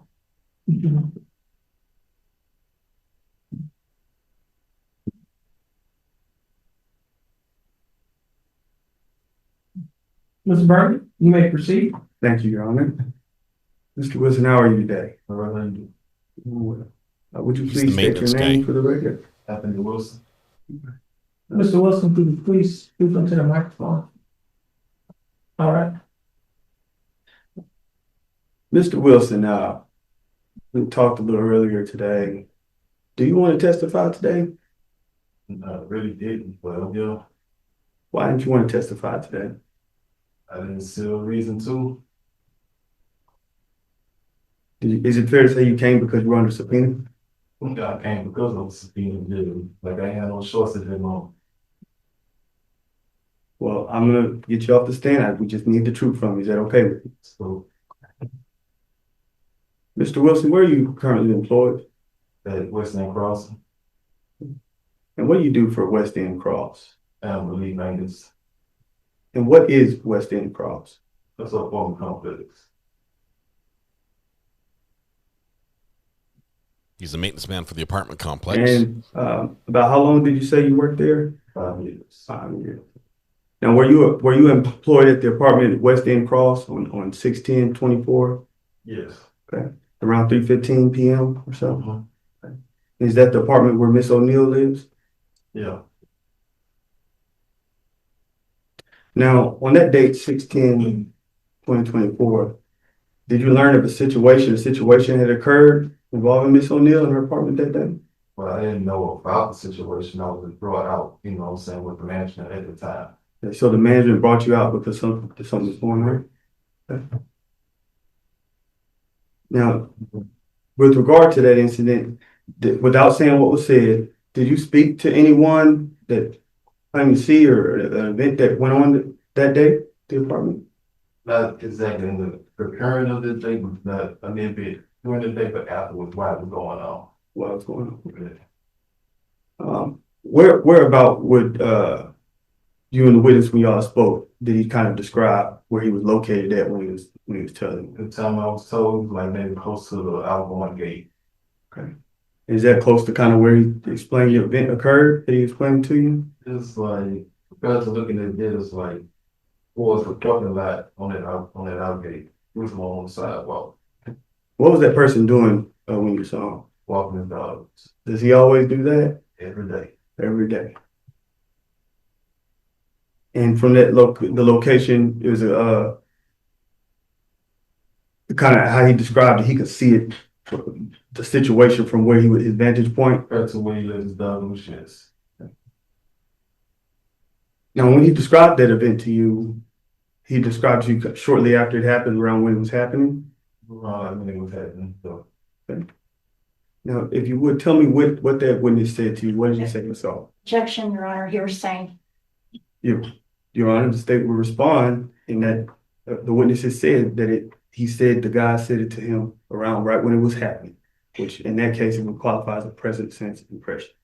Your Honor, I would argue that it doesn't qualify as a present sense impression. It would qualify as a present sense impression of the declarant that's unavailable that actually saw it and witnessed it, not secondhand news. So she concedes that it is a present sense impression, Your Honor. I don't concede that. The declarant must be present, the one that actually saw what happened for it to trigger that exception, Your Honor. It can't be told to someone else and then that person come to court and say what somebody told him that they saw, Your that Honor, the witness himself did not actually experience. It doesn't qualify as a present sense impression for that person that's testifying. it's called hearsay. He heard someone say something and is here testifying about it right now. And the fact that he saw it immediately after, shortly while it was happening, in the witness's words, around the time it was happening, that's present sense impression. It happened there immediately. Objection sustained. It's called hearsay. He heard someone say.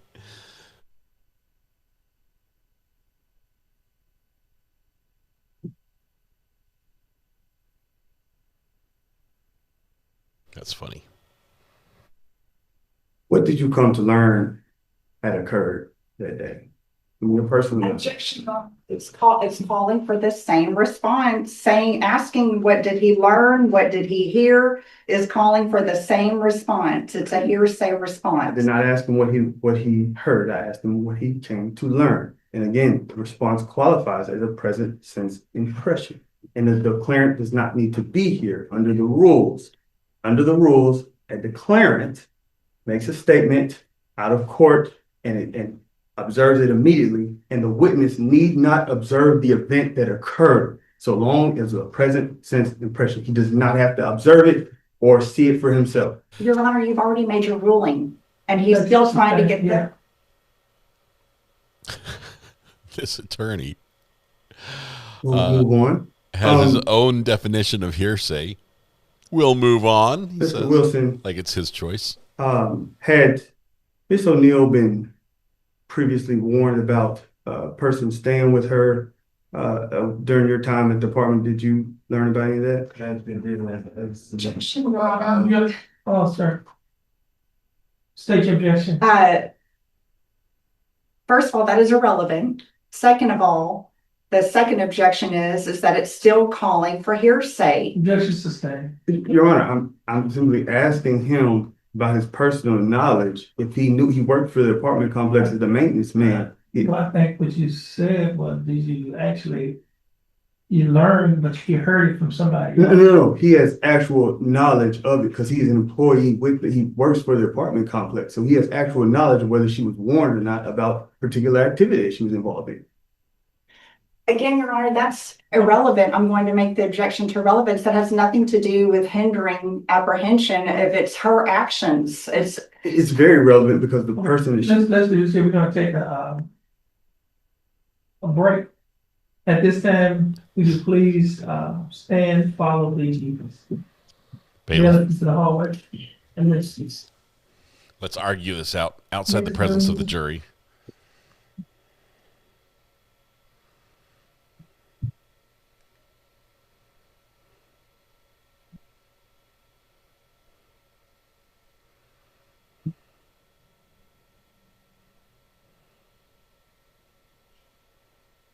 Yes, Your Honor. Just the audio and video, y'all can see, it's two of them, it's the audio and the video, and it's each other. Okay. Yes, Your Honor.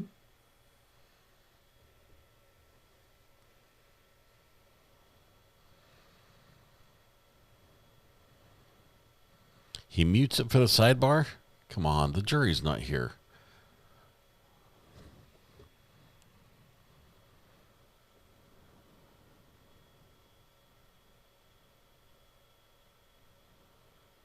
The lawyer's version of hearsay.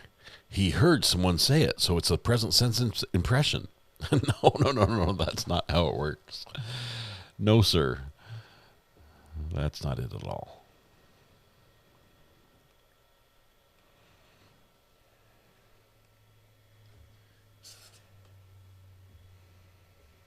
We're going to skip forward because we can.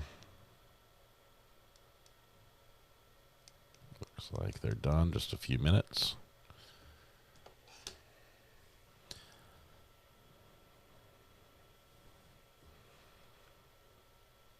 Prosecutor seems to be frustrated with the situation. Let's see if the ruling comes down his way.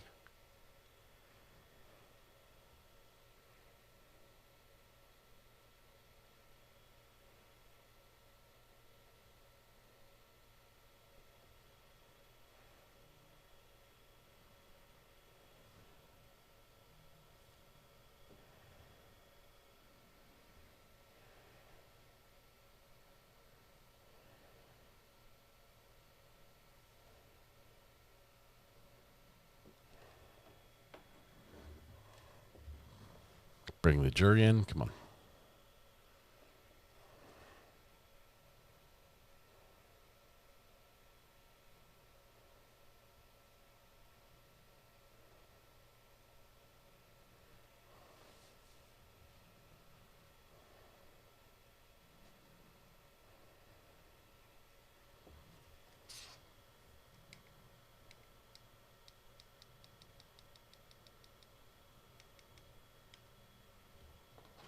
Unmute. We could get the jury back in. Status of that.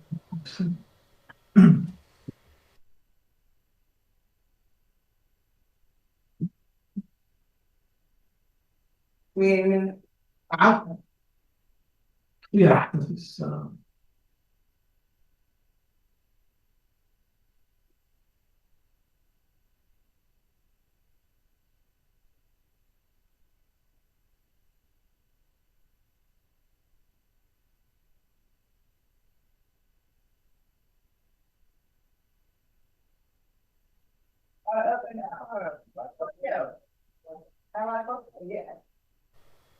Jury's talking, chattering amongst themselves as they come back in.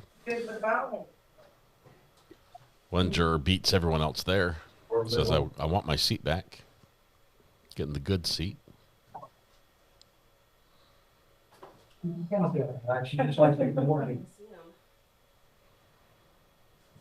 right. Back in order. In your places.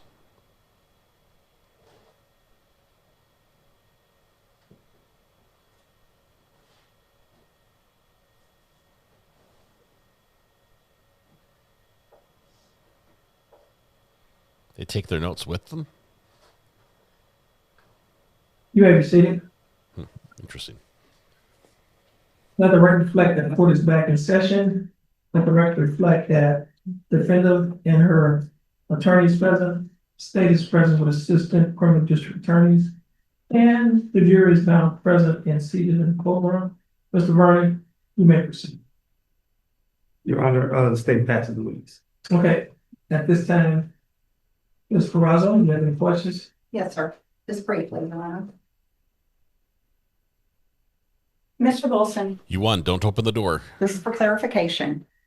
You never saw Lester jump out of the window of Miss O'Neill's apartment. Is that correct? No. Okay. No further questions.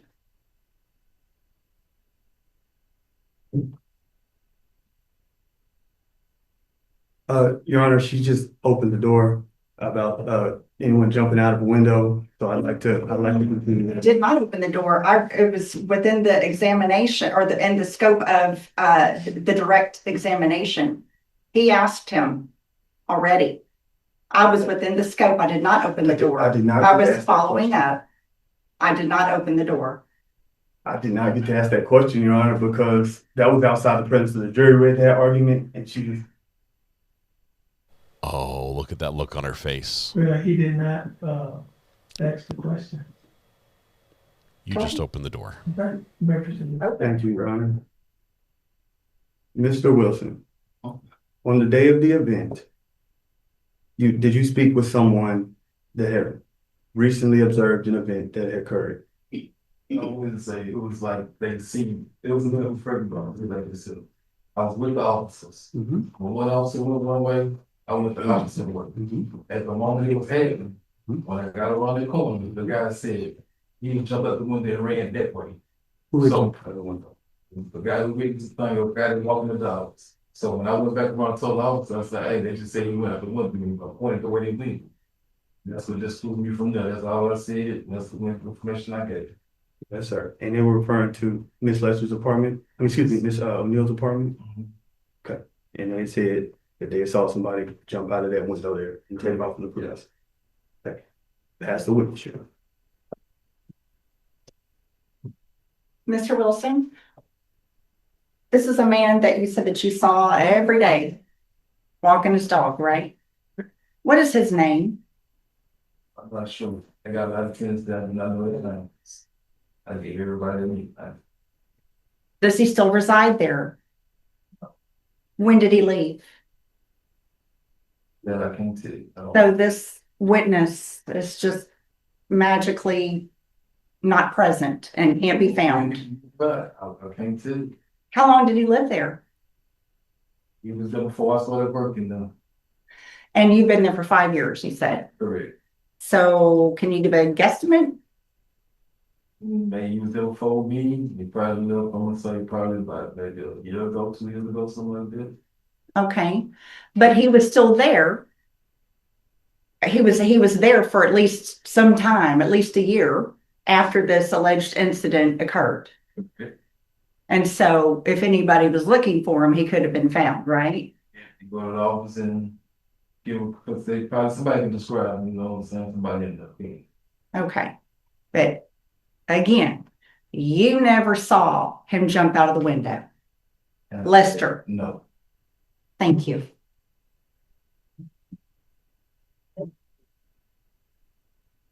Your Honor. Yes. Mr. Lester, you appeared in that video footage here with the police officers, and you said earlier that you had spoken to them on the day that it occurred on 6/10/2024. Is that correct?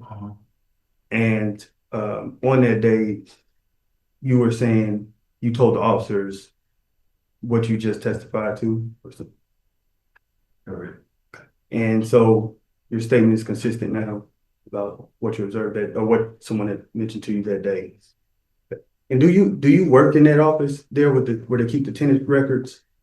I'll be in and out. I was gonna work in though. But is it your job to maintain those records of who's there and when all they check out? He's the agent and everything. It's like that. When they check out, I have a guy particularly for that. It's not me. So you wouldn't have personal knowledge of when somebody comes in and when somebody comes out. I only do work on people got problems. I only take care of their problems and I don't about my day. But you do know that somebody told you that he jumped out of that window the day the police were there. Okay, no further questions. No problems. May this witness be excused? Yes, sir. Okay, Mr. Wilson, you are excused, but let me inform you that the rule has been invoked, and what it means is you are not to discuss this case or your testimony with other witnesses or anyone else except the attorneys. You're not to read any reports about this case. And if you violate this rule, you're subject to being held in contempt of court. Okay? So at this time, you're excused. You can step down from the witness stand and you have a blessed day.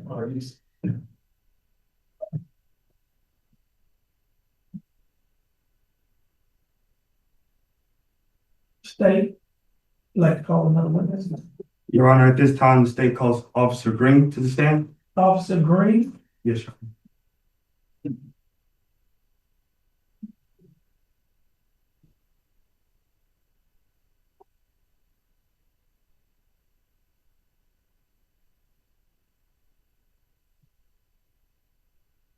Officer Green, would you please come forward?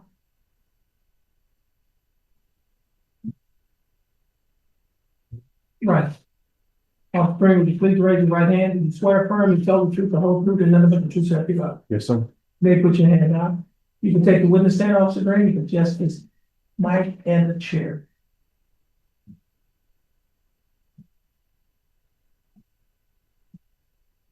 You may proceed, Ms. Nixon. Afternoon, Deputy. No. Can you state your full name for the record, please? Charles Green. Okay. And are you a certified peace officer? Yes, ma'am. Where do you presently employ? Jefferson County Sheriff's Office. And how long have you been a deputy at Jefferson County Sheriff's Office? I'll go 16 years. That's impressive. What are your duties in your present position? I'm in the warrant division. Okay. And can you describe your educational background? Graduated from high school, got some college, and then graduated from the police academy. Okay. Are you from Beaumont area? Yes, ma'am. Okay, so you're fairly familiar with the streets and apartment complexes, all that kind of stuff around? Yes. Okay. Have you had any special training pertaining to your duties as a deputy in the warrant division? Yes, ma'am. What they? From the academy, I had training in Texas, penal code, tactical training. When I joined the warrant division, they trained me in what research and investigation skills I need to do the job. Were you employed as a deputy on June 10th, 2024? Yes, ma'am. Okay, what were your duties? Were your duties the same then as they are now? Yes, ma'am. Okay. And what was your shift running that day? Shift was 8 to 5. Okay. Do you have any additional duties for this job outside of 8 to 5? If they call us in to do a special assignment, yes, ma'am. Okay. So what were your duties on that shift for June 10th, 2024? To research, investigate, and execute warrants. Okay. Were you in uniform that day? Yes, ma'am. Were you in a marked patrol vehicle? It's unmarked. Why is it unmarked? Because I'm in a specialized unit, and my vehicle is unmarked that way. Okay. It's like an LMS. It's Okay. And were you working alone, or did you have a partner that day? I had a partner and my supervisor. Okay. So about 4:01 p.m. that day, what warrant were you serving? I was serving, what time was it? Around 4 p.m. that day. I was on Freeland Boulevard at the west end crossing the apartment complex. Okay. 6550 Freeland Boulevard. Okay. And who were you serving a warrant on? On Lester Lewis. Okay. What was the warrant for? I should have let you hear that call. It was Oh, that was good. Violation of a protective order and 2 criminal mischief charges. Okay. And where were you looking for Mr. Lewis at this time? After I spoke with management, they told me they recognized Mr. Lewis being in the apartment 241C. Okay. And who lives on the lease at 241C? That's me, Shelby. Okay. Do you see the resident that lived in apartment 241C that day in the courtroom today? Yes, ma'am. Okay. Could you point to her where the resident's sitting and identify the article of clothing she's wearing for the record? Green shirt. Okay. Your Honor, may the record reflect that Deputy Green has identified the defendant to be Tanisha Neal. The record will reflect that the witness has identified the defendant. Okay. And, thank you, Your Honor. Deputy Green, are the West End Crossing apartments that you visited that day, are they in Jefferson County, Texas? Yes, ma'am. Okay. How did y'all approach the residents? I went upstairs to the apartment. I knocked on the door. And once she opened the door, I let her know I identified myself and let her know I was there. Okay. Did you have your body worn camera active during this call? Yes, ma'am. Okay. What did you ask the defendant when she answered the door? So what's less than Louis there? Okay. Did you have a warrant? Yes, ma'am. Okay. Did you show her the warrant? Yes, ma'am. Okay.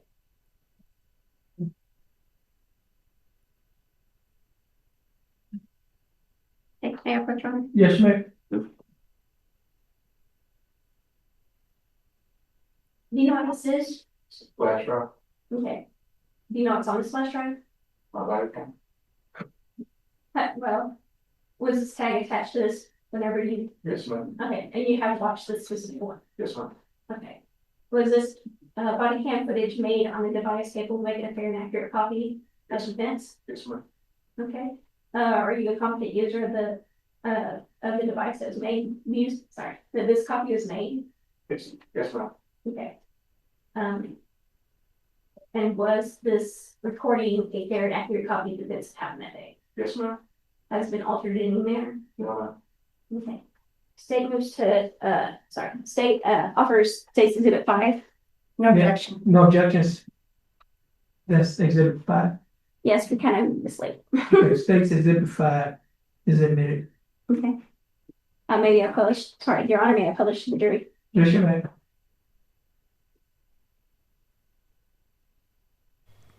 That was one of those vacation timeshare unused travel credits calls.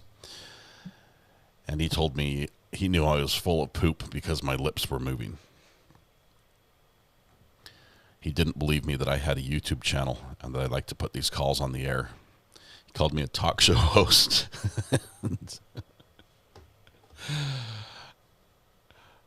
I told him I'd heard this call many, many times, and they all say the same thing. He's like, no, I don't have a script. It's not scripted. It was funny. I didn't know it was going to go that way. Plus, he got a little vulgar, so I'm glad we didn't. You have to click play, ma'am. Also, he said that the way the do not call works is if I answer their phone call, that's me waiving my do not call request.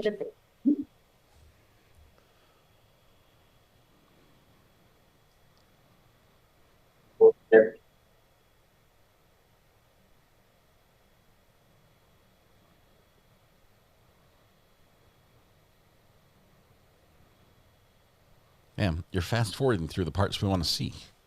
Now all we see is stairs. What stairs are these? We don't know. Who's climbing them? We can guess the officer, but that's it.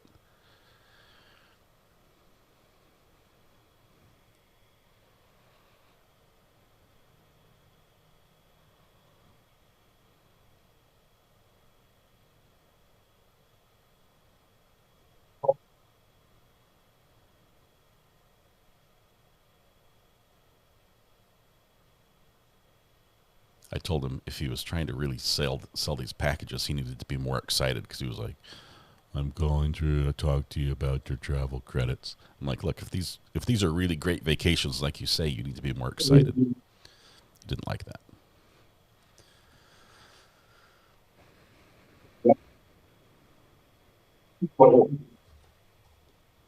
Yes, they keep calling. They think do not call is the do not answer list.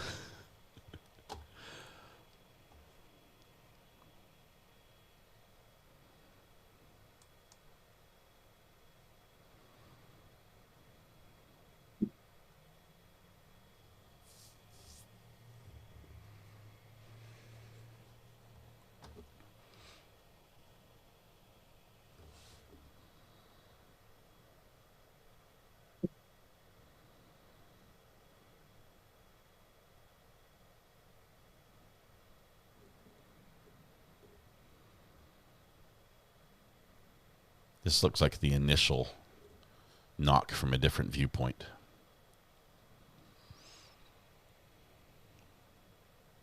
Sheriff's office. Is that your point? I didn't talk to Wesley. I know he's going. Yes, he is. No. You can go jail tonight. There's a dog up in here. I understand, but I know he's sick. And he not. Why he's sick? Why? Because he's never warned. Yes, I did. Where is that? That's my social right there. If you want to play. Okay. My supervisor's right here. Okay. Let's do this. Okay. I need to is that my name on there? I need to see this. Is that my name on there? Well, it looks like it's that T on there. I need less T. Was I already know about the open the door and go with the dog about the dog. Repeating bigger. You let go. I keep posting. He closed my door. My dog, we're outside. So I can close the door. I'm not left. You can leave it down. I'm just closing. Yeah, right here. He's going to work. Okay, I'm going down. You're not going to get up there. I'm not there. I didn't run.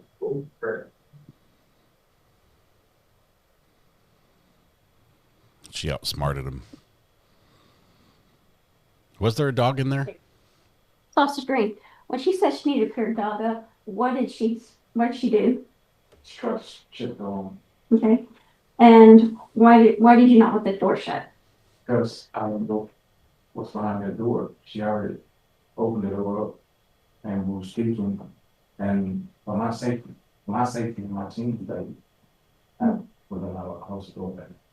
And whenever you asked to leave the door open and crack, about how big was this crack that was left? Okay. And why didn't she want to leave it open and crack? She said the dog would run out. Okay. So she was worried the dog would run out the crack. Did she have a chihuahua or some kind of small dog? Miniature. Okay, what kind of dog did she have? She had a pit bull. Okay, and is that a big or a small dog? It was a pretty nice sized dog. Okay. And could it have gotten through the crack that they left in the door? No, ma'am.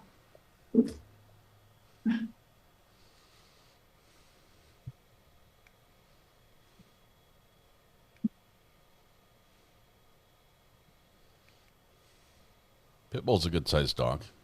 Hopefully, crawling up to you. Or wearing chickies.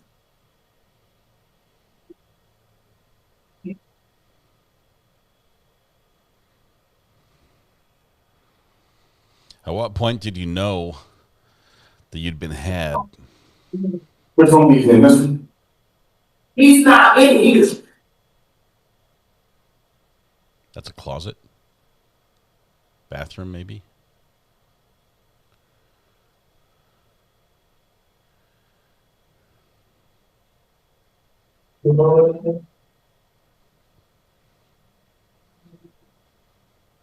Balls in here? Yeah, it's in the cage. No, I don't have it. Clean here.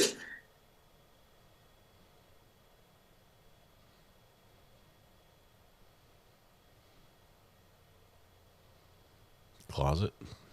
Little storage there. Checks the bathroom. Why do you have Old Spice? Officer Green, what did you observe in this room when you looked in the bathroom? Razor? You can get up and point if you'd like. There's a pointer too. There's a pointer. If you'd like to point it out, see. Use your outside voice when you're explaining it to us, sir. No, open up the door. I observe it. This hairbrush, this razor, clippers, trimmers, and two toothbrushes. What does it indicate to you, officer? So there's a male that's living there. From the hairbrush? Okay.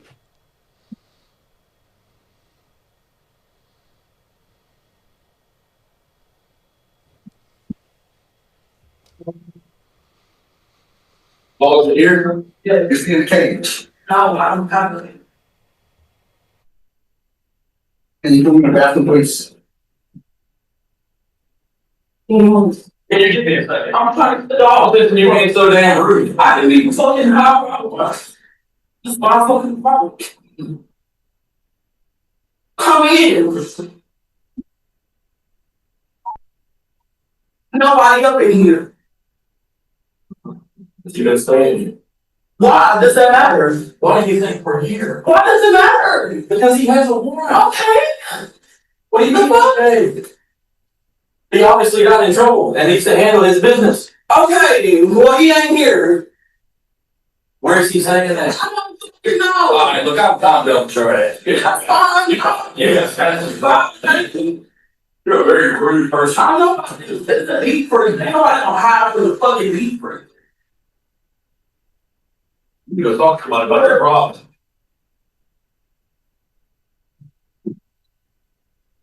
Little unsolicited advice there from the officers.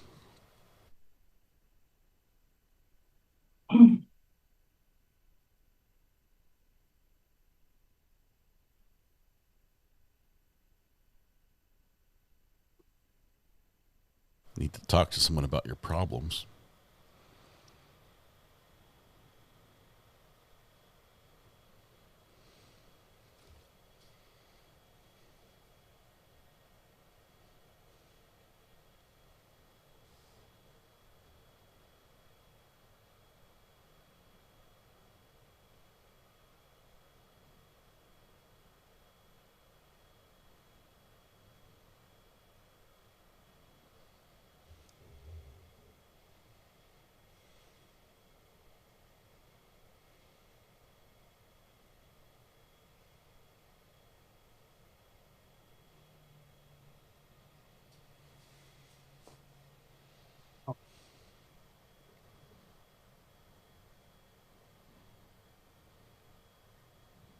What are we doing right now? Are we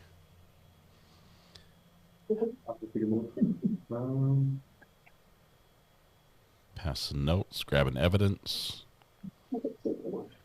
getting stickers? You guys use so much. I'm check my bag. not some extra. Yeah, so Yeah, the new. yeah. Hey.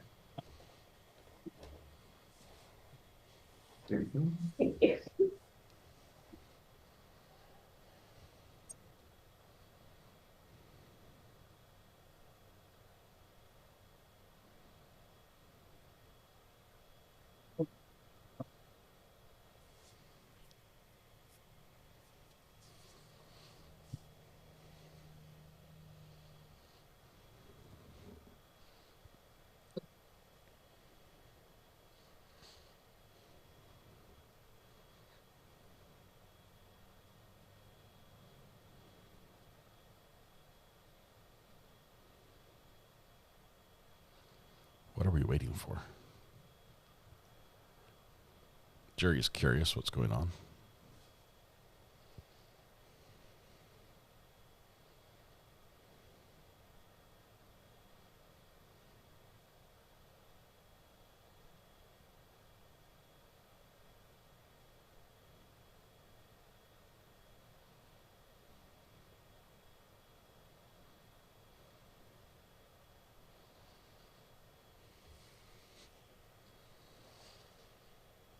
You said you're from Beaumont.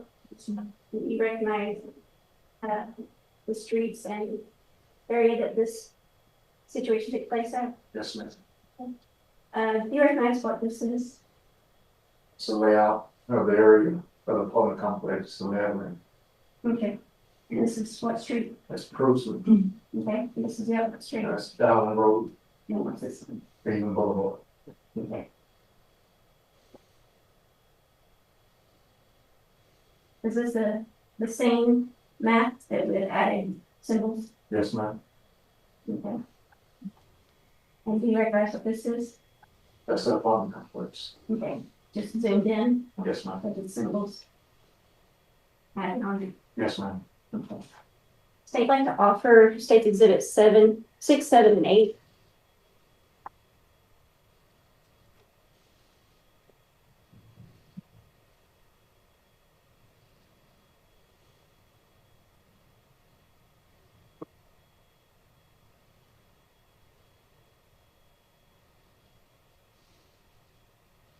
Do we get to see these maps?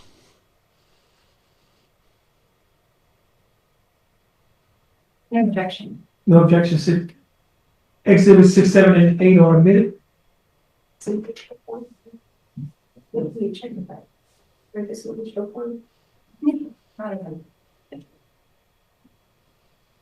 Your Honor, I also like to submit digital copies of 6, 7, and 8 as States 9. Any objection? No, Your Honor, as long as it's this identical picture. They're exactly the same. Oh, sorry. I had some. Stacy exhibit number 9 is that. Thank you, Your Honor.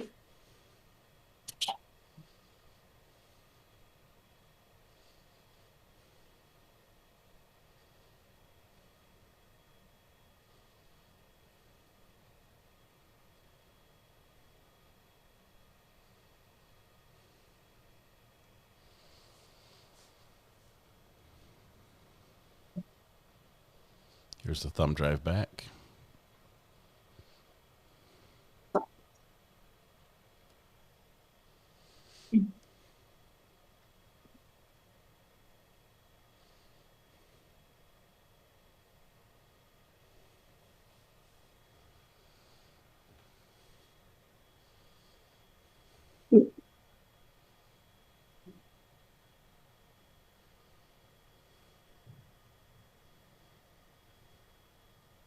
Okay, Deputy Green,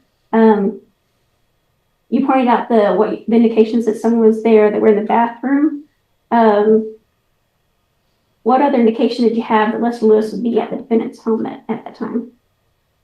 Vehicle he was driving. I'm sorry? Vehicle he was driving. The vehicle he was driving? Yes, ma'am. How did you determine what vehicle he was driving? The research. Okay. And where was this car parked? It was parked on Cruisman side of the building. Okay, so was that the apartment complex? At the apartment complex. Okay.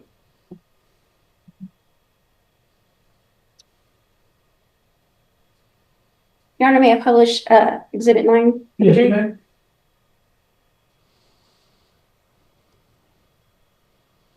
May we see?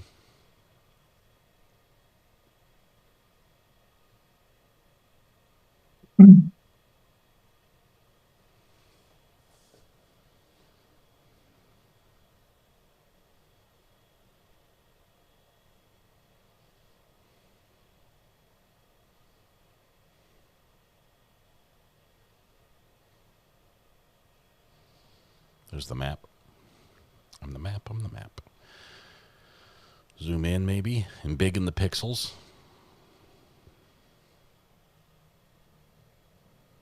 Look, you'd identify for the jury what this is.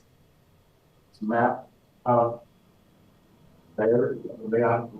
Okay. So this is the apartment complex? Yes, ma'am. Okay.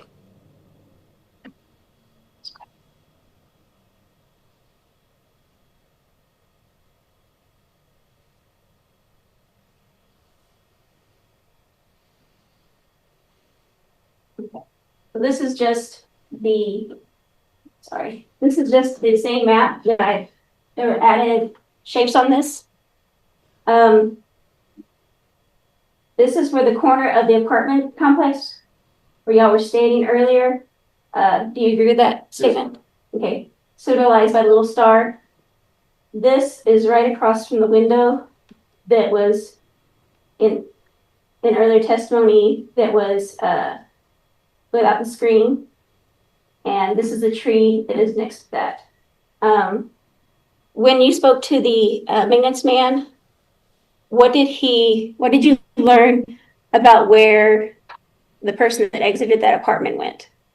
He told me that he climbed down from the window and he went down,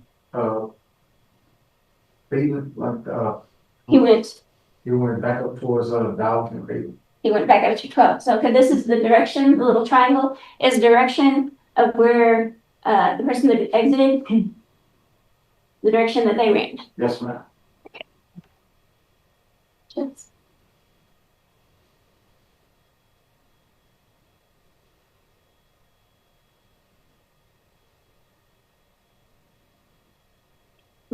This is just a close-up.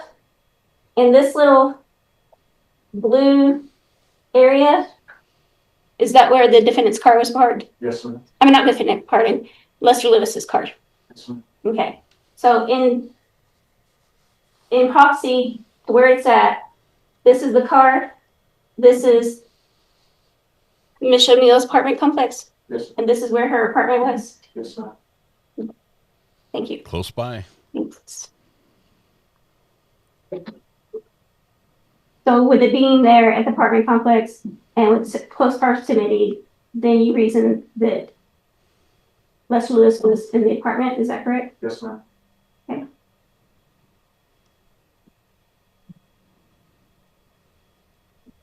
So after you left the defendant's apartment, what did you do when you didn't find Lester Lewis? Sergeant at the time. And my partner, we got upset perimeter in the area And why do y'all do that? because they always seem to return back where they left from. Okay, so from your experience. Yes, from my experience. Okay. So when did you see the defendant next? So her leave the apartment. And when she left the apartment, I was still staged inside the apartment complex. Mm-hmm. And I notified my sergeant. And he tracked her back to the apartment complex when I saw her and dusted. Okay.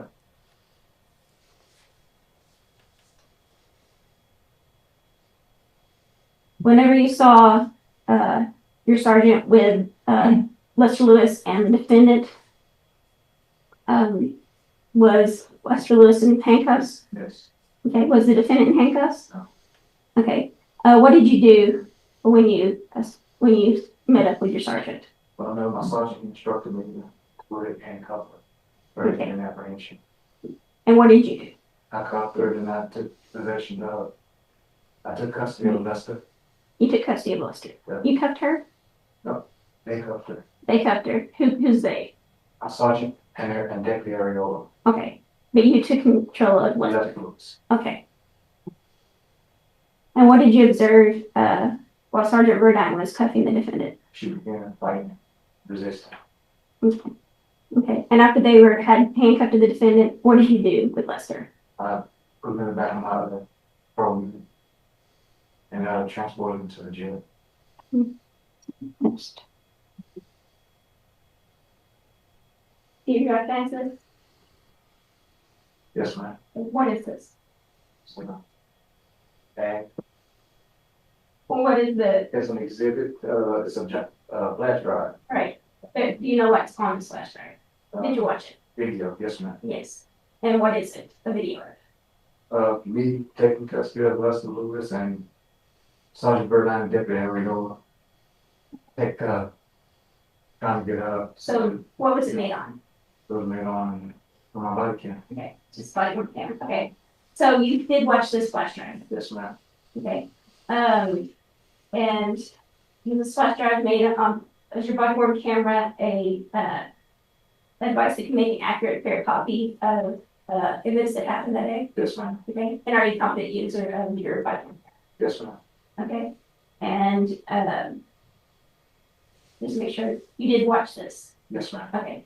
And was it a fair and accurate copy of events that happened that day? Yes, ma'am. Okay. Has it been altered in any manner? No, ma'am. Okay. State Officer State's Exhibit 4. So if this is the video that I think that you're referring to where Deputy Green is transporting Lester to the jail, then I would object to all of the statements that were made by Lester as being hearsay, as well as the prejudicial statements that were made by Deputy Green. This just, sorry. Does this include the transport? Is this the transport? This does have the transport in it, but what I wanted to show was that Lester Lewis and the defendant were seen together at the time of their arrest. As long as the sound is muted, I have no problem with that, Your Honor. But it contains prejudicial statements that were made by Deputy Green that I think we would need a 404B test. We would have to have a hearing on that, on his statements. Any statements that were made during that transport, I believe that we would need a hearing on that. Okay. During the transport? Yes. Okay, ladies and gentlemen of the jury, the time now is right at 4:40, 4:59 p.m. on the day, so the court is going to break for the evening. I'm sorry, Your Honor. We can't have Deputy Green back again tomorrow. Oh. He is a. Okay, so he's not available. If we don't do the part, if we don't include the part of the transport, would that satisfy defense? Absolutely. Okay. Yes. Okay, do I need to cut it now or can? We can do it Just fast later. If, you just basically gonna mute it. Your Honor, what we can do is we can play it and then stop it before the transport occurs. That way, none of that's even admitted. We don't need to mute, we don't need to play any of the transport of Mr. Lester. We can just play up to that point if the defense is okay with it. That would be fine. Okay. I was just worried And that so, it needed. then, maybe sometime tomorrow or this afternoon, you'll get a redacted, version of the Yes, Your Honor. video. Okay. That's what I'm gonna do.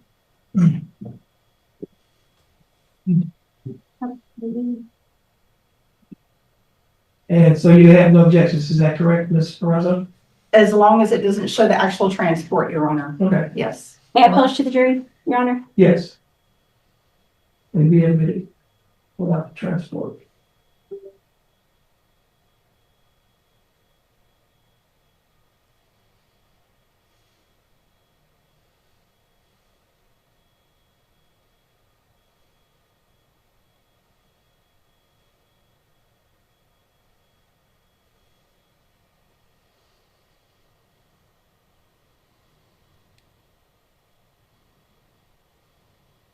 Sorry, I thought I played it.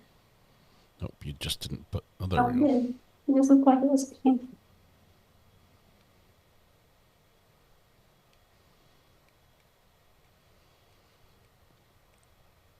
This video is just to show that the defendant and the Terrence were in the same area at the time of the arrest, found together.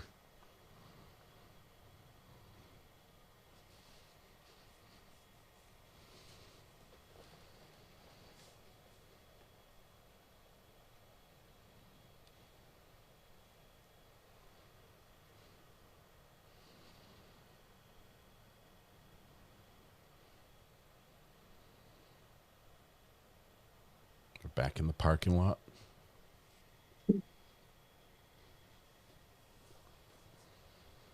Oh. Heard something, jogged back the other direction. Out here behind the trash can.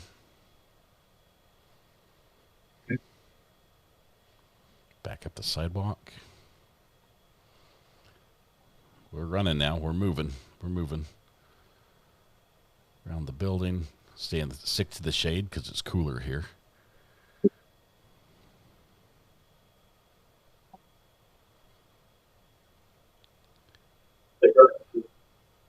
Boom. There's the dude, the window jumper. Reebok proud sponsor. Okay,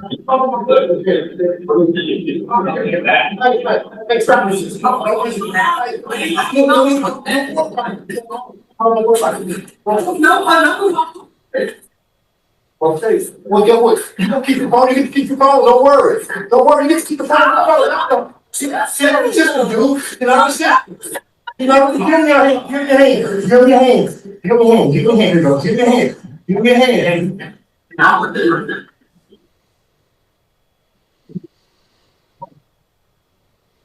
Okay, so they're moving them. This is what I consider to be transport. Even though they're not in the car yet.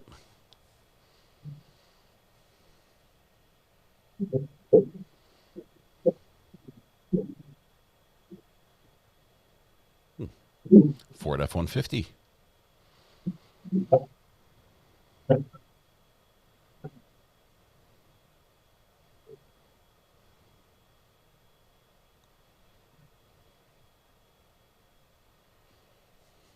The vehicle stopped at 3 minutes. 5.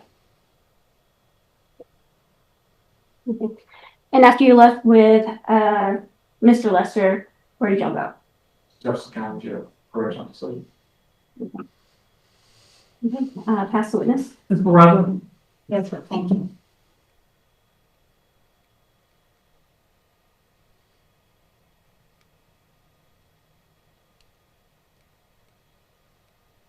The bathroom.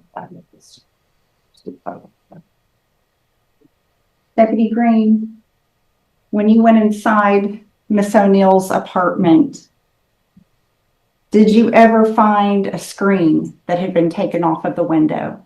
Possible. And do you know how long it had been there? I don't know. Did you see anybody remove the screen? Okay. Did you see Lester jump out of the window?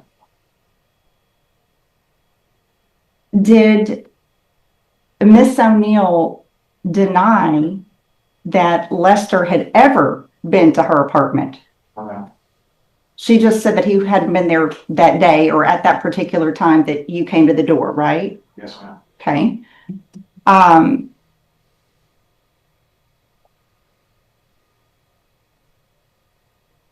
Did you speak with the maintenance man afterwards? When I went back around the building, he had told us that a man was seen, a man walking the dog, the neighbor, Mm-hmm. saw him come out the window. But the maintenance man never told you that he actually saw somebody jump out of the window, He right? spoke with him briefly and said, he just said he saw him come out. Okay. He said the neighbor saw him. And did he ever say that, or do you recall him saying that he didn't see him at all that day? Yes, ma'am. And do you recall him not being able to give you a description of what Lester was even wearing? Yes. Did you ever obtain a search warrant for Miss O'Neill's phone, her cell phone? So do you think that would have been important, though, to show that she was communicating with Lester if he wasn't in the apartment? I never asked for him. I didn't have a search warrant for him. I had a warrant from Dustin Lewis. That's what I was at to execute that warrant. Right, but she was arrested for hindering a fugitive, essentially, hindering apprehension. So when she initially left and went across the street and came back and she was with him,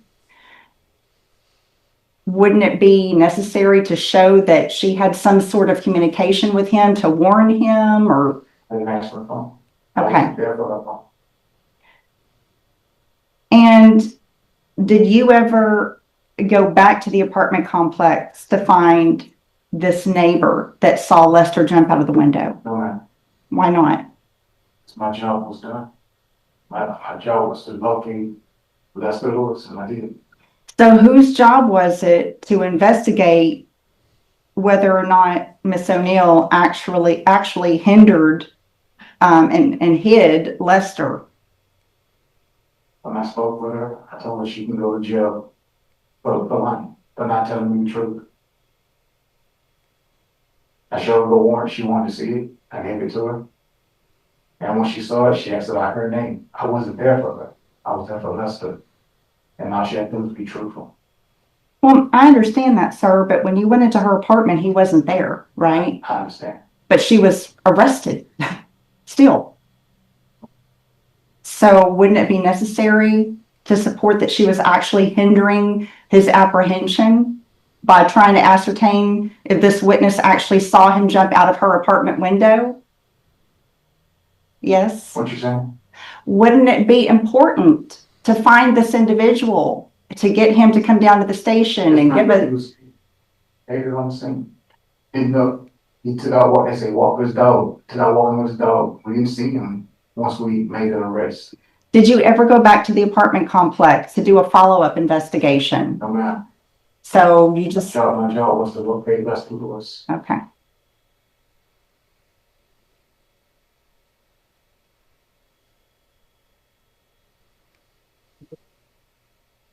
Do you recall making a statement to the other officers that Lester was a 44-year-old man and that he would have busted his knee or blew his knee out if he jumped from the window? Do you recall saying that? No, ma'am.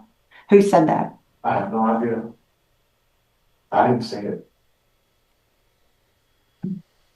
Do you recall making an observation that there were no indentations in the ground from somebody that jumped from that high? No, ma'am. Do you recall anybody else making that statement? No, ma'am. Okay. No further questions. Ms. Nixon?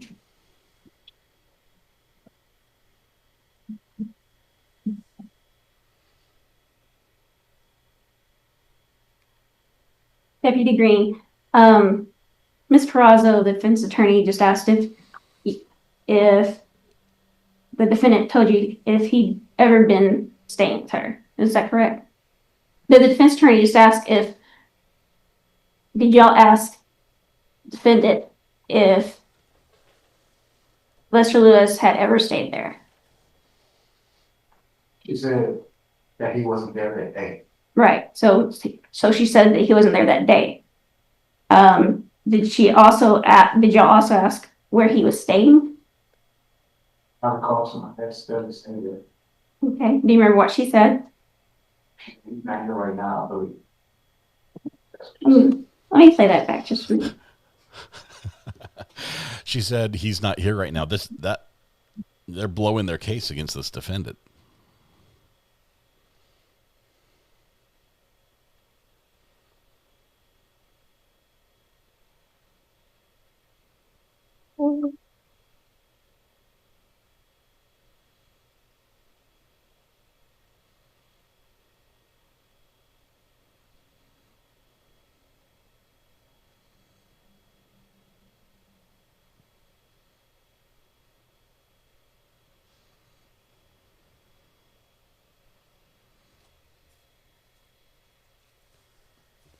Come on, let's hear it.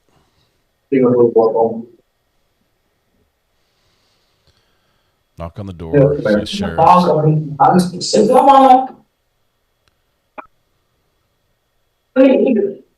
He ain't here. Was it here? Yeah, it came. Can you get this? I'm trying to sit the office and you're being so damn rude. I didn't even fucking how I was. My fucking. Come in. Nobody up in here. You gotta stay in here. Why does that matter? Why do you think we're here? Why does it matter? Because he has a warrant. Okay. What do you think? He obviously got in trouble and needs to handle his business. Okay, well he ain't here. Where's he saying that? I don't fucking know. All right, look up. Okay. So when asked if she knew where he was staying, what did she say? She didn't know. Yeah. And whenever y'all asked, is he staying here? What did she say? Do you remember what she said? What did she say? She don't fucking know. Oh, sorry. That's whenever you asked if they asked if he knew if she knew where he was staying. But y'all also asked if he was staying with her. Do you remember what she said when y'all asked if she was staying with her? Yeah.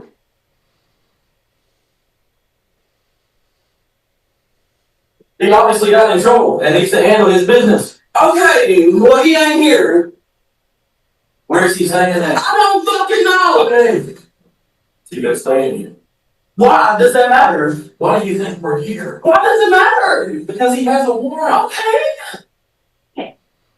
So what does she say when y'all ask, has he been staying there? She said, why does it matter? Does she ever say no? She says, why does it matter twice, didn't she? Yes. And then when y'all tell her, hey, he has a warrant, that's why we're here, what does she say? You remember that? Sorry. It's getting old. You didn't stay in here. Why does that matter? Why do you think we're here? Why does it matter? Because he has a warrant. Okay. What do you think? Okay. So what does she say? Does she say? Why does it matter? And then y'all ask. Yeah, she says okay.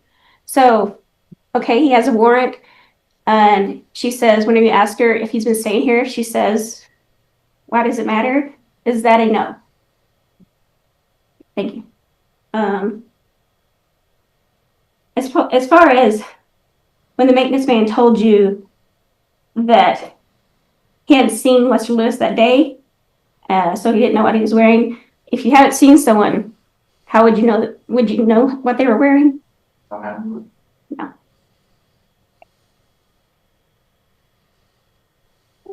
That's what it's.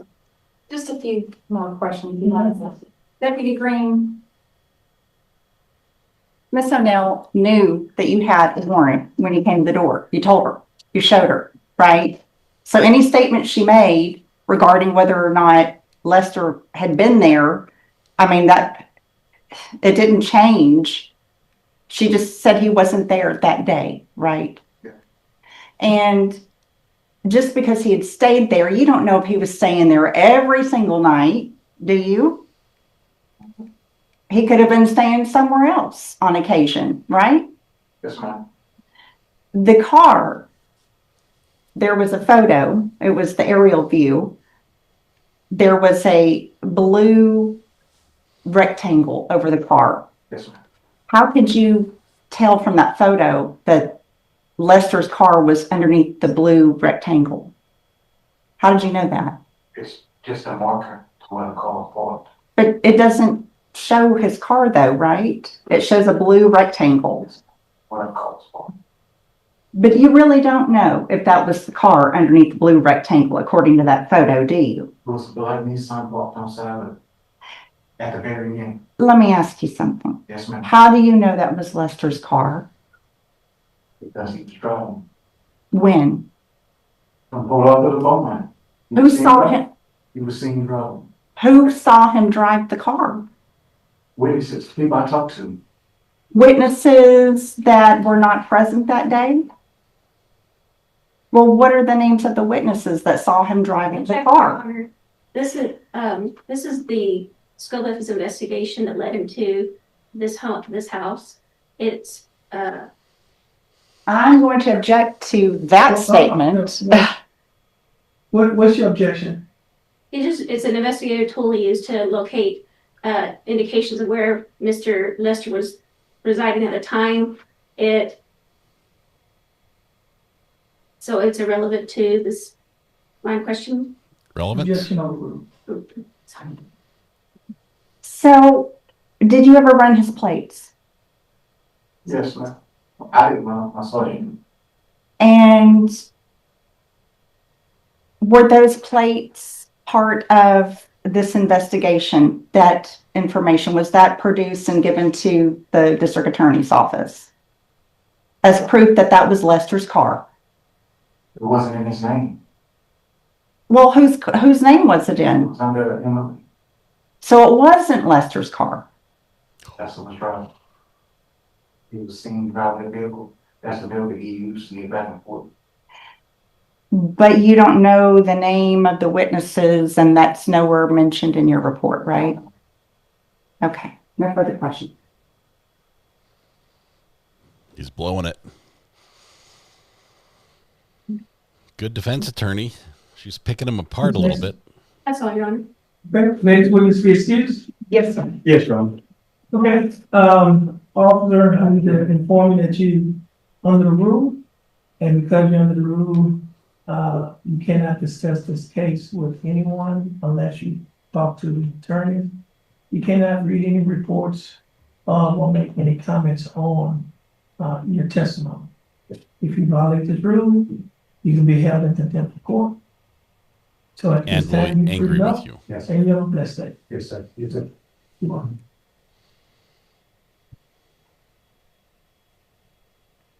All right. At this time, the court is going to be in recess for the evening. So ladies and gentlemen, court is in recess. You are excused, and we'll start back tomorrow at 1:30. Okay. Everyone please stand as this jury faces the courtroom. So now we have to jump ahead.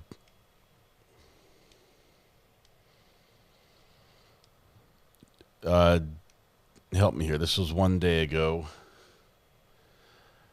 I think we go to this one. Let's check. Actually, Yeah, this is it. What time do we start again at this one, Josh? I can't find the. the message in mod chat, like it got deleted or something.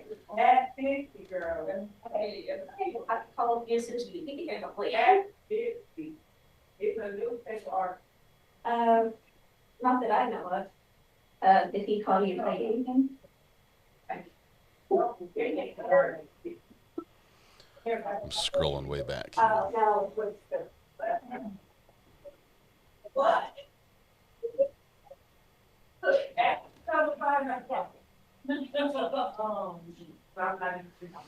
Chris Wallace, hello OG, 37 months.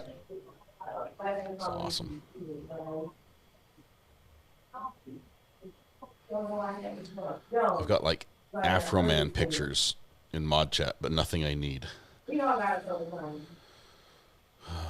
see.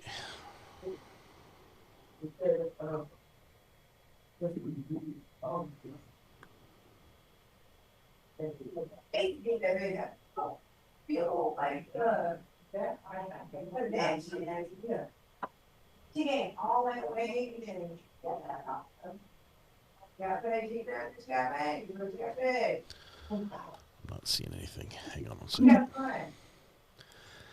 18 minutes, 44 seconds. Am I on the right video?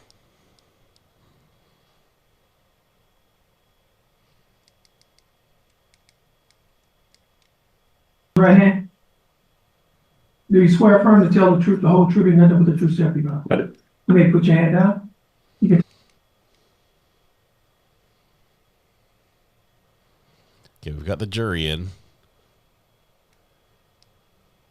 Officer Brown, would you please come forward? Sir. Officer Brown or something. Officer Brown, would you please raise your right hand? Bergen or something. Do you swear affirm to tell the truth, the whole truth, and nothing but the truth, so help you God? You may put your hand down. He wore you can take the witness stand and just the microphone in the chair. He wore his Fabio poolside shirt, button down, for maximum effect.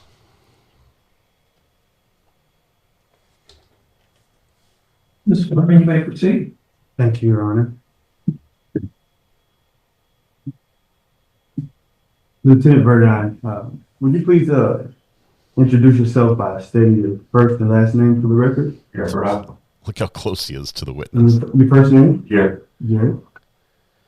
Now, Lieutenant Verdine, promise to get the drawer of the truth today, so you be okay helping us with that. Sir.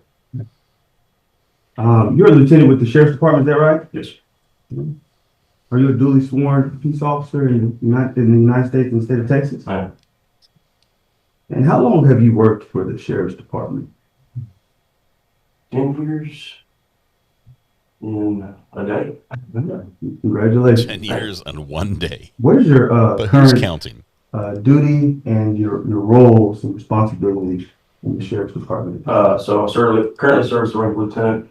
I'm assigned to the Beaumont Division of the Fugitive Warrant. And what do you do there in the Fugitive Warrant Division? So our job is to track down and apprehend anyone with an outstanding warrant from a Class B misdemeanor up to a felony one. And we'll protection gun.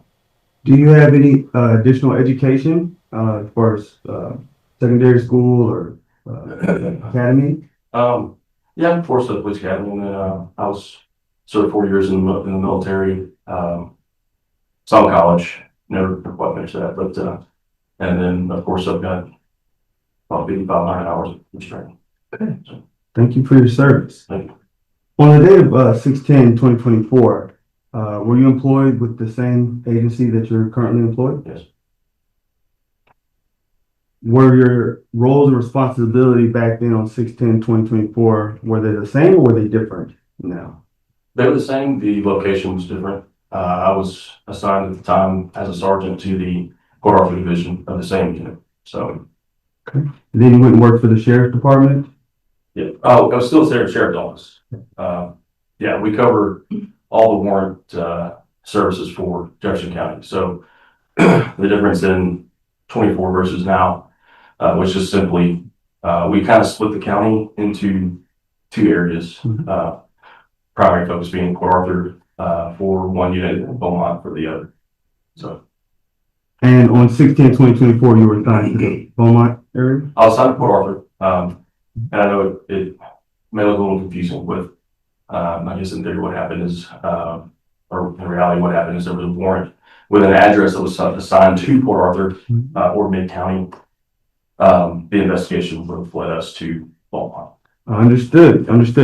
So, did you make an arrest on that day at the West End Crossing Apartments? Were you there that day? Yes. And is the West End Crossing Jefferson County? Yes. Okay. Officer Verdine, just behind you there, those are the elements of the offense. And as we talk, as each one is met, would you mind checking that out, checking what's going off as we discuss, if you feel that? Sure. What? Excuse me, witness, will you keep a checklist in front of the jury to show how we've met the elements of this charge? What is that? Where did this guy go to law school? Or didn't he?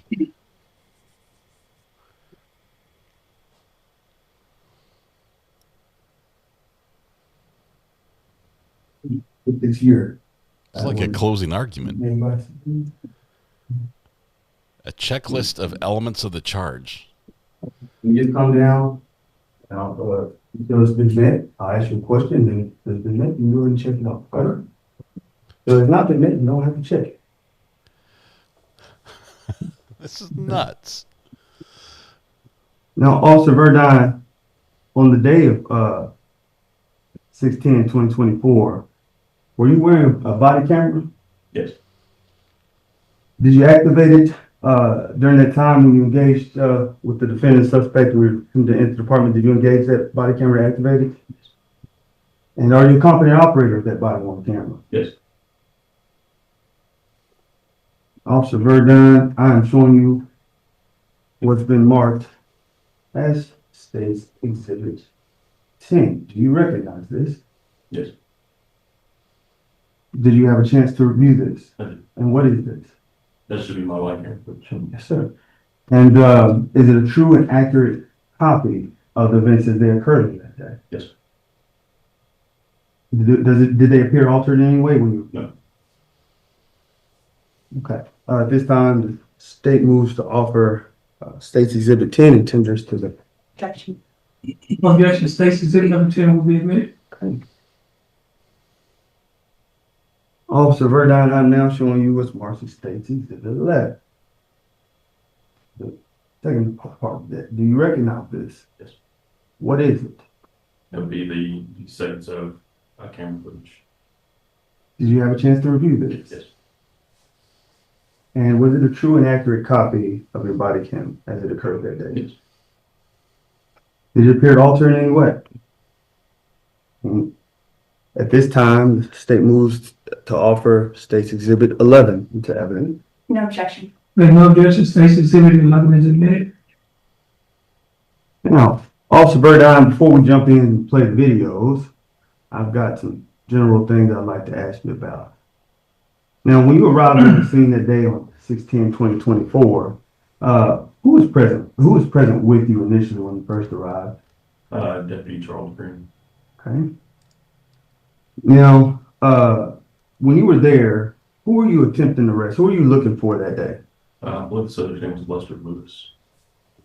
And in your attempt to look for Mr. Lester Lewis, whose apartment did you go to? To the defendants, to Tanisha. Sorry. I looked at like 7 days this morning. I was reviewing warrants this morning. I'm so sorry. I do have my report. Well, if you can't remember, then you're welcome to first remember. Just look up at me once you're done. It's an important detail.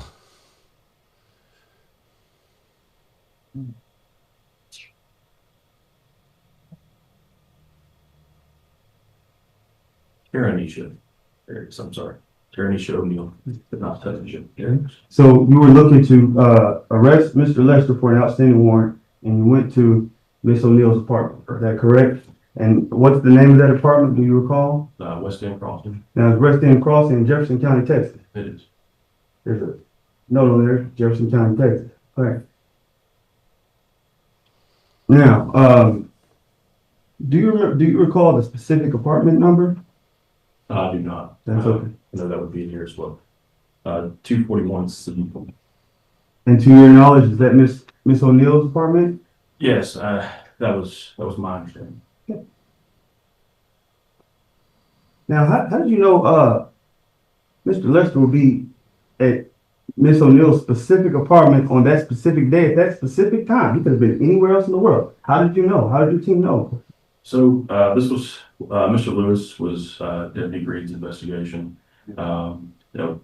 Typically whenever we do investigative approaches to any kind of situation or any address, we usually have some kind of either a pre-planned meeting or we have some kind of a phone call, a three-way phone call or four, however with God, we'll do some kind of a chat where we're discussing what we're about to do, why we're going there. And with this in particular situation, with us being assigned to specifically Mid-County Florida, Southern Jefferson County,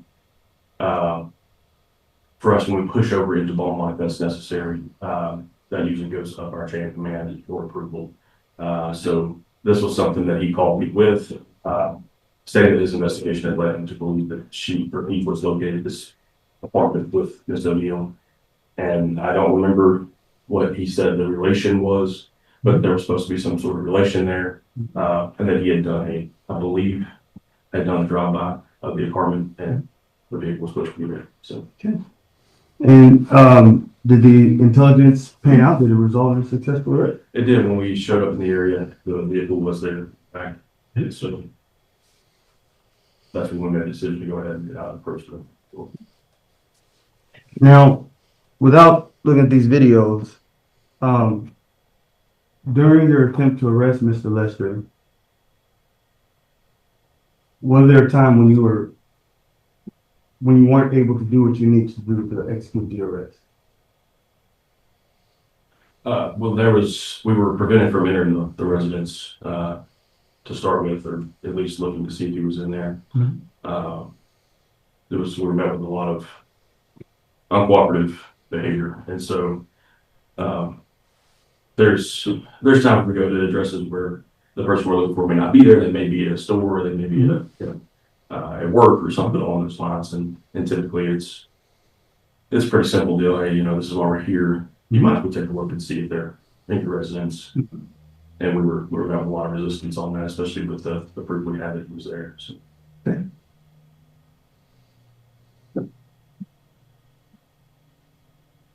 Do you recall Ms. O'Neill, what she looked like, and kind of as her person? If you saw her, would you recognize her? Yes.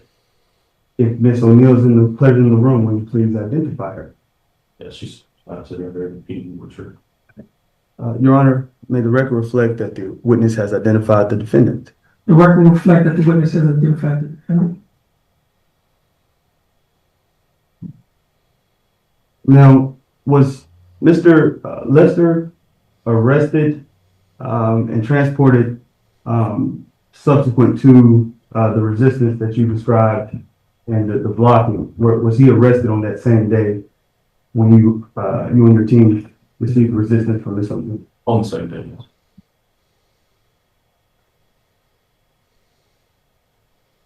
Now, specifically, when you arrested fugitive Mr. Lester, was he alone or was he with someone that day?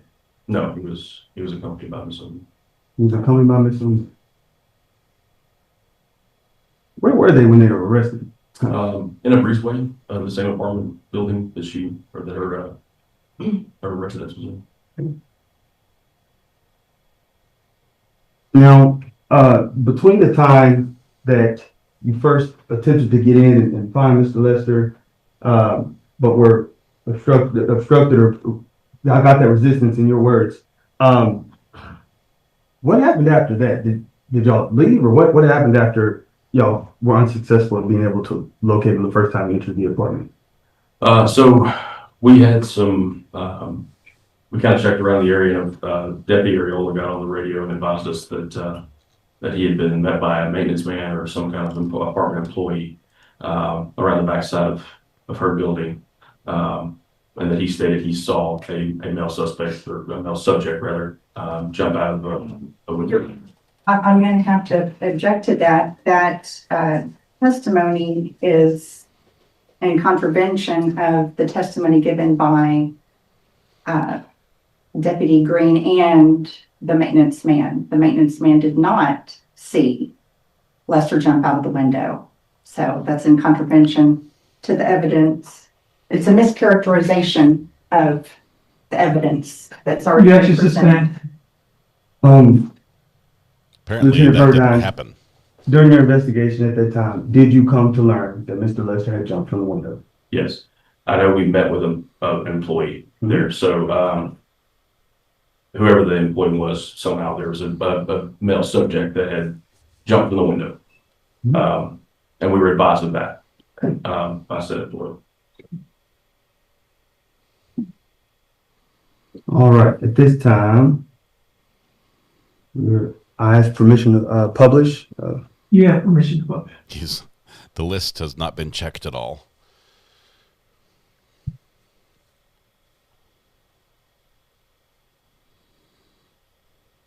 He's looking at the whiteboard. It's like, should I be doing something with this? Turn the TV just a little bit to the, there we go. Kind of like it was yesterday. That's perfect. Thank you. Now we can't see.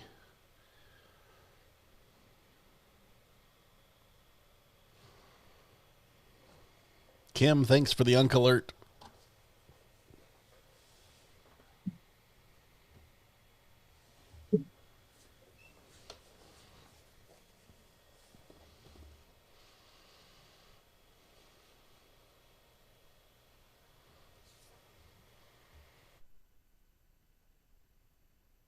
Yet another body cam coming in.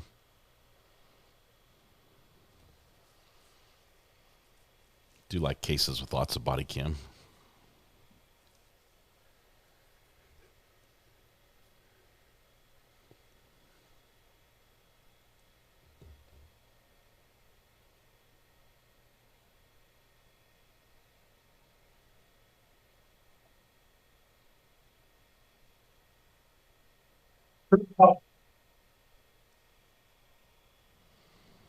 Sheriff's office.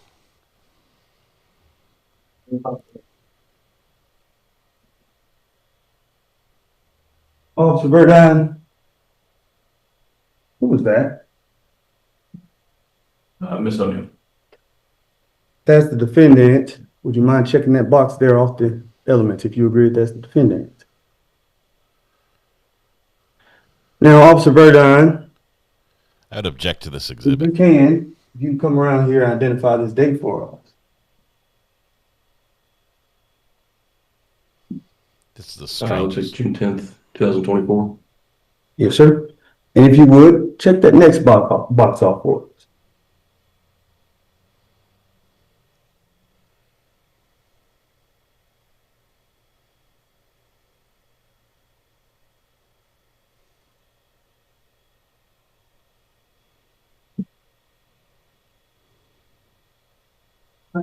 This is. You can go to jail. It's a dog, I think, I understand, but I don't consider it. And you're not. I see. Why? Because you never learned. Yes, I did. Where is it at? It's my son like that. Okay. My supervisor's right. Yes, I'll be as well. That's the news. Okay. Officer Burdine, did you hear who Officer Green told Miss O'Neill was on that arrest warrant? Yes, sir. Lester Lewis. So at that point, was the defendant on notice that there was believed to be a fugitive living in her home? Yes. So we're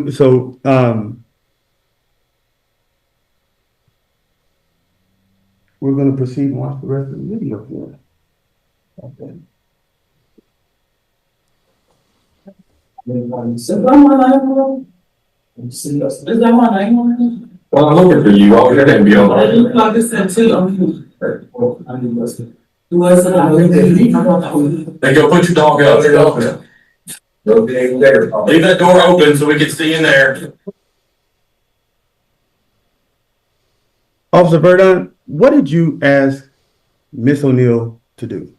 to leave the door open so we can see inside. That door look open to you? No.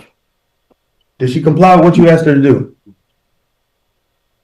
Did that obstruct or interfere with or hinder your ability to enter that home and make your arrest? Did anybody force her to do that from your knowledge? No. If you would, Did the fill that officers next box ask and her to check put off, the then you dog go ahead up? and check it off. Yes, they did. She said, I don't want it Yes, to run sir. out. If you feel it is.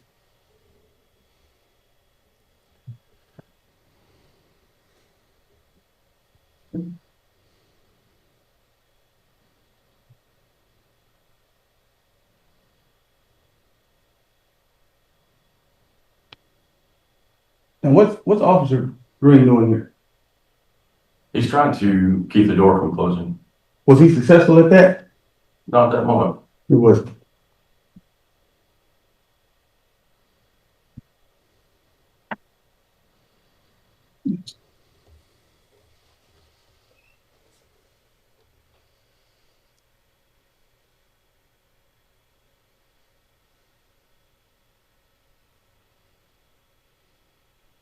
Careful, Rick. Careful.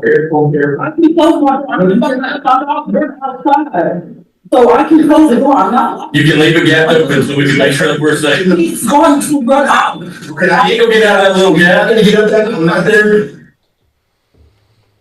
Playing around with bull crap. Okay.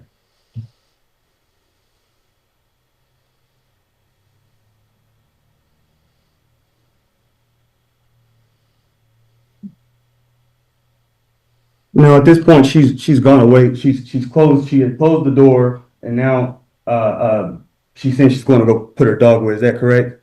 Did she need to close that door to put her dog away? Because she had put that dog away and left the door cracked as you asked her to do.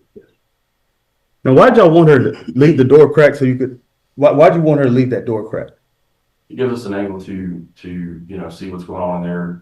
If she's retrieving a gun, or if there's someone else in that house retrieving some kind of weapon, it's simply for safety. Okay. Now, when she closed that door and left that tiny little, could you see what was going on in there?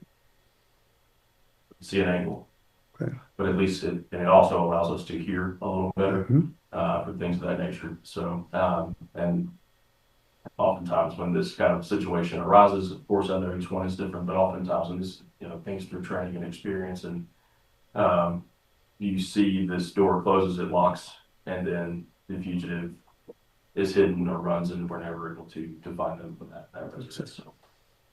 But you weren't able to see anything else that was going on back there. Now, if she had held the door open like you asked, could he picked his head around and saw, make sure everything was safe, correct?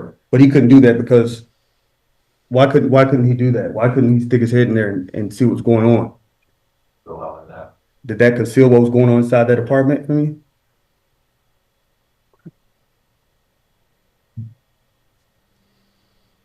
Now, at this point, correct me if I'm wrong here, but she's agreed to leave it a little cracked in the door, okay? And she's going to secure the dog at this point. Yes. Okay. So let's see how long she makes you wait.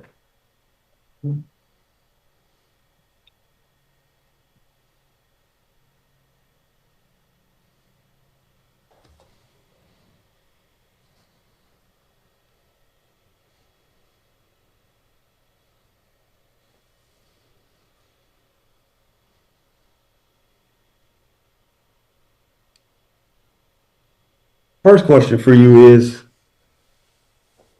do you know about how long there's a timestamp there? And I'll tell you that timestamp, when she first left the door open, was about 4:53. And you've asked this officer, what did you ask him to do? What's he doing now? The bureau, going to the back of the building. Why is he doing that? With it being a two-story building, you kind of lessen your chances of someone maybe escaping from that area, but it's definitely not uncommon. It's happened. And so when she starts trying to conceal and prevent us from entering that residence, that was the first thing that entered my head, was that he was bold enough to maybe try to exit from the second story window. So that's where he's hurrying off to. So you were concerned that someone might have been scurrying out the back window? Correct. Who were you concerned might have been scurrying out the back window? Mr. Lewis. The person that you had the arrest warrant for, is that correct? Okay. And so now he's heading around the backside to secure that window, is that right? Yes. Okay. Now we were timestamped here at 4:53 earlier, it's now 5:16. I want to know, I want to ask you how long this delay is that she's caused to you all. We'll stop once you get in.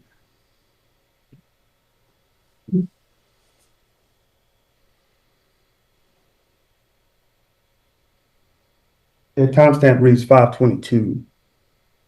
So if you could calculate how long between 4:53 and 4:22, how many seconds? 31 seconds. 31 seconds. Who caused that 31 second delay? I'm assuming. Okay. Now let me ask you, is that long enough for someone to jump out of a window? Absolutely. Now, if she hadn't done that, would you have been able to observe and kind of, again, peek like you said earlier, observe what was going in there to prevent that?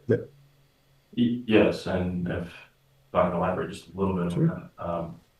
If I remember correctly, when that door opens, if the door to her bedroom is open, you can pretty well see straight through the back of that. All right, well, let's take a look at that. Let's take a look at that.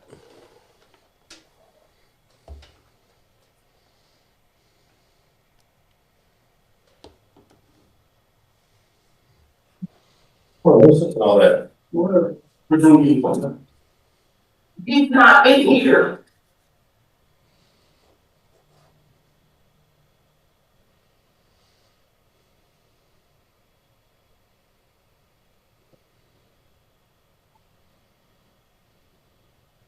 I don't think they have any proof that he was there. They have a car that somebody has said. What did Officer Green just say to you? He's here. And who is he? How did you interpret that? He, what did that mean? He was talking to Officer Lewis. So he saw something in there, according to how you interpret his words, that made him believe that. Right. That Mr. Lewis was in there. Is that right? And we're gonna come back to this. We're gonna go back to one of the videos that's been entered into evidence, Mr. Green's video. We're gonna see the front side of his body cam, but we'll stay here. We'll move forward. We'll come back.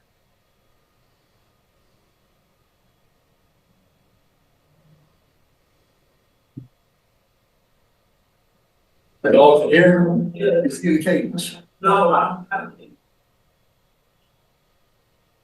Can you put me in the bathroom, please? Can you give me a second?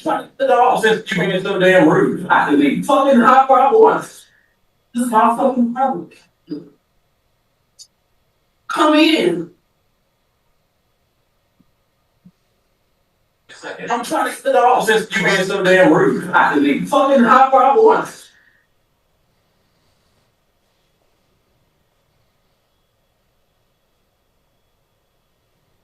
Now, Officer Burdine, did Miss O'Neill ever once deny that Mr. Lester was staying with her? No.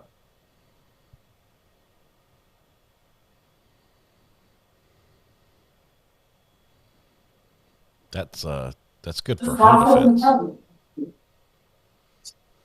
Come in. Nobody over here. You been staying here. Why? Does that matter? Why?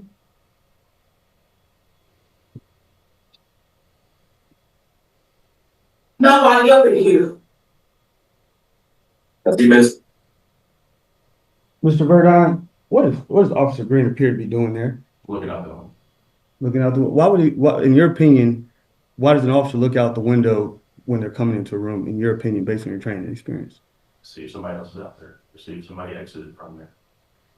is there a screen on that there window? That's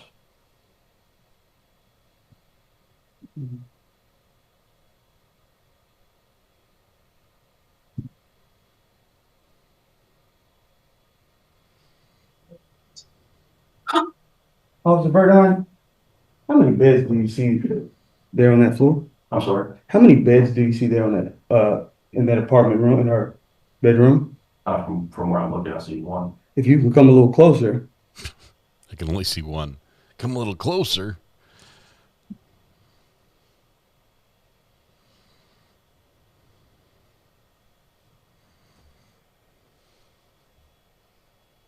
Oh, wow. Play it through if you want to better look at it. Yeah, that would be good, because if people wear it loose.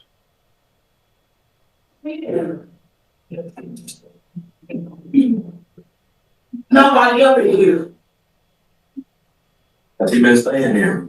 Why? Does that matter? Why do you think we're here? Why? Because he has a warrant. You be on it. It looked a lot shorter from until you got so pretty big too. That looked like a red mattress there. And she's holding a kid. So one full bed and one red mattress. Yes, sir.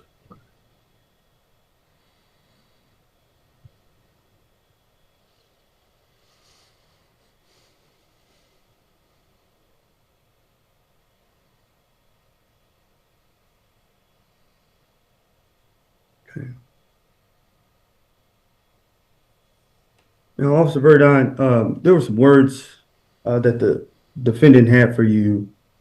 I think it was, she said you told her that she was rude and she had an attitude problem. Is that an accurate exchange of what y'all had, or would you like to hear it again? That's pretty accurate. We've already played it 4 times. Now, when y'all first got to that apartment, before she held the door closed, when there was first talking, what was her demeanor like? At the doorway? At the very first time, before y'all entered the apartment, what was her demeanor like, the very first interaction? Very evasive, kind of evading direct answers and pretty uncooperative. Did she curse at you? Did she curse at you when y'all first opened first had the interaction, y'all introduce yourself? Yes.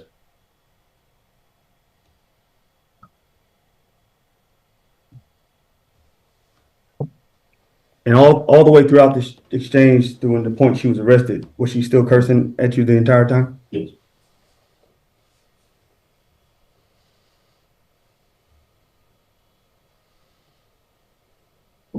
Right.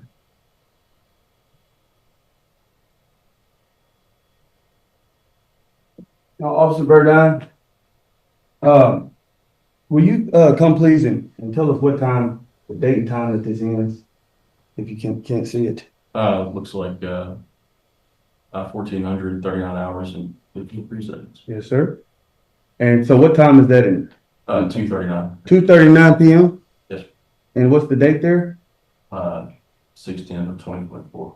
Okay. So 2:39 p.m. That's when that first body video started. Okay. Now, what did you do after you left at 2:39? So at 2:40, what did you do next? What did you and your guys do next? I believe that's when we were advised looking at our report, that's when we were advised by one of the employees that he had been. Looking at what I've got here, was that we left the residence, walked downstairs, where we met with another employee of the apartment complex who stated Lewis was at the residence and showed us his green and colored Toyota passenger car. He was also advised that we were advised that a resident told the employee that he saw him, Mr. Lewis, walking eastbound on Cruisman Road towards Pickles Club. Okay, as far as operationally, what do you recall that you guys did as a team operationally, if anything? So when we left there, if I recall correctly, we went to the backside of the building to meet with Deputy Hero. Okay. And then after that, after y'all finished concluding interviewing and securing the area, what did you do next? I went around the area to check and see if I could locate Miss O'Neill and the suspect. Did you locate them at that time? Not immediately. Okay. And then what'd you do when you realized, hey, we can't immediately locate them? What'd y'all do? Conducted surveillance. Okay. And why did you conduct surveillance? Because I still had a belief that Mr. Lewis was in the area, due to the time lapse wasn't great. So now, how did you know he might have been in the area? What did you rely on? How did you know? he would be in the area still? Based off of these things provided by the employee of the department.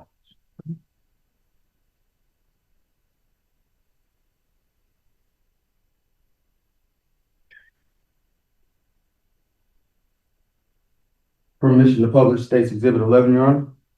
Yes, you may publish.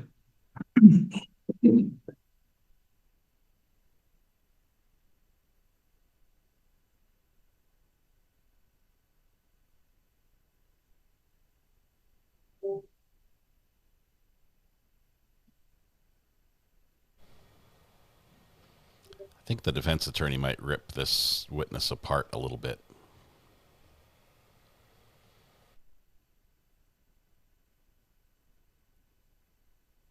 Now, Officer Verdon, before we go and play that video, you'll read those last two elements. Yeah.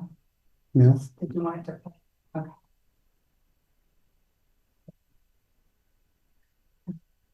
Officer Verdon, if you'll take a gander at those two elements. Take a gander. Is Mr. Lester a different person from Mrs. O'Neill? Yes. And Lieutenant Verdine, based on what you saw in your experience there on 6/10/2024, and on the body cam footage there, is it your belief that Miss O'Neill was harboring or concealing when she closed that door that day? Yes. Then you may check that box if you so believe. Thank you, sir. It's not. You will return to your seat. We're going to continue with the rest of the discussion. Check it off. I believe it, so the jury must as well. Okay. Officer Verdine. I want this lady to get off. I'm sorry. What day is this showing on your body worn camera this video was recorded on? June 10th, 2024. Is that the same day when y'all were trying to get into an apartment, y'all were hindered? Is that the same day? 6/10/2024? So this is the same day, okay? Now, where do you know where you are here? Do you know where you are here? No, I'm looking at it. I know the area, but not exactly. Okay, that's the apartment complex. Okay. So you're at the same apartment complex. Okay. Now, that's the exact same day and same apartment complex, you said? Okay. What time is recorded here, timestamped on this here video? 3:13 p.m. Okay. And the other video concluded at, I have, from your prior statement, was about 2:39 p.m. What's the difference between 2:39 and 3:13 p.m.? About how many minutes is that? That is correct. That is correct. Right. So about 34 minutes had passed from the time when she obstructed the original attempt to get in and detain or arrest Mr. Lester in this video here. Is that right? Is that accurate? 34 minutes. Okay.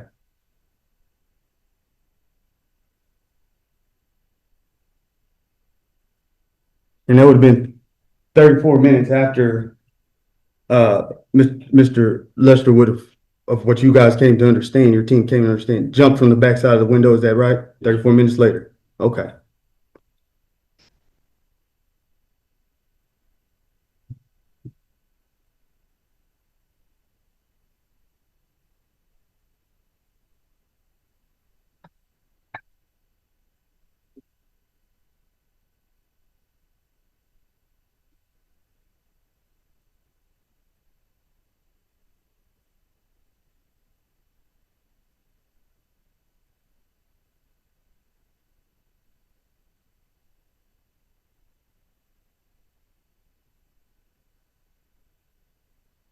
Officer Verdine, who is that? Mr. Lewis. What's he wearing there? Could you tell us what he's wearing? Looks white and black striped, like pajama style pants. Some black and white striped pajama pants? Yes. Does he have on shoes there? Nothing I can see. Well, if you, I want you to be certain, if you would mind, because the ladies and gentlemen of the jury need to know.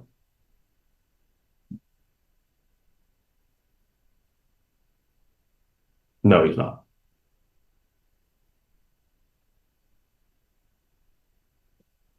So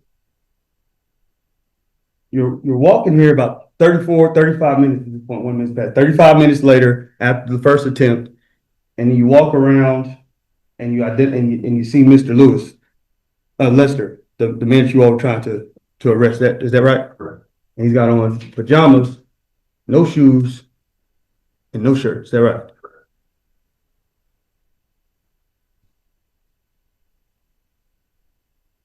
We can agree he's half naked, correct? Correct. What floor is Miss O'Neill's apartment on? Second floor. So is it safe to say he was on somehow got to the first floor with no shoes on, no shirt, and half naked? Yes.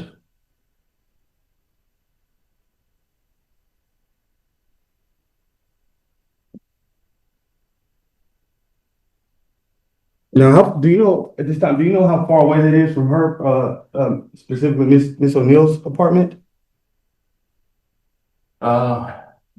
No, not without looking at, at like a map layout for the apartment complex itself. But I know when we initially came in, his car was located on that back parking area that you can see here on the camera. So I think it's either that stairs center or one down, but So he's on the same building. So he's on the opposite side from his vehicle. Correct. Okay. Half naked. Correct. With no shoes. Also, Verdine, do you walk around your neighborhood half naked with no shoes? I don't walk around my house without shoes on. So You walk around your neighborhood with your shirt off and your shoes off.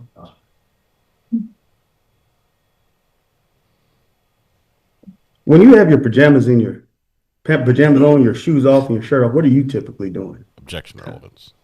probably go to sleep or close to it. In your home? Yes, sir. Not on the first floor. No, sir. Not in public. 20, 30 yards away from your vehicle.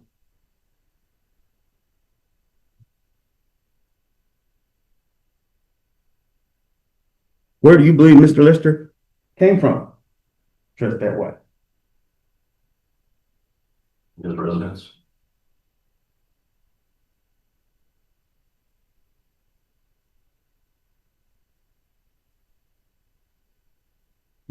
Okay.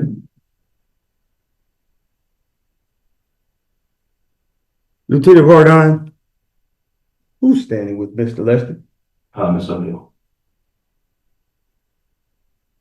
Do you believe that was a coincidence? No, sir. About 30, 35 minutes has passed since y'all first tried to get inside of her house about this time, is that correct?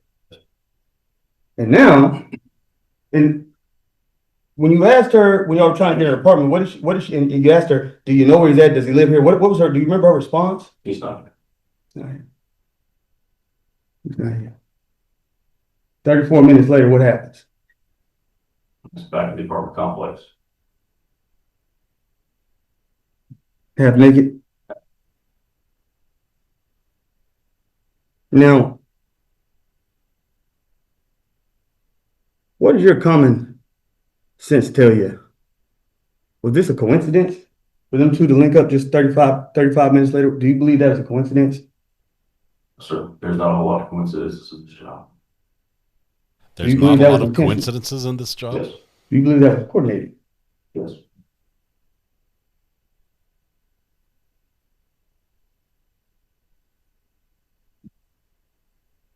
Pass the witness. Ms. Barraza? Your Honor. Good afternoon, Lieutenant. I'm gonna back this up.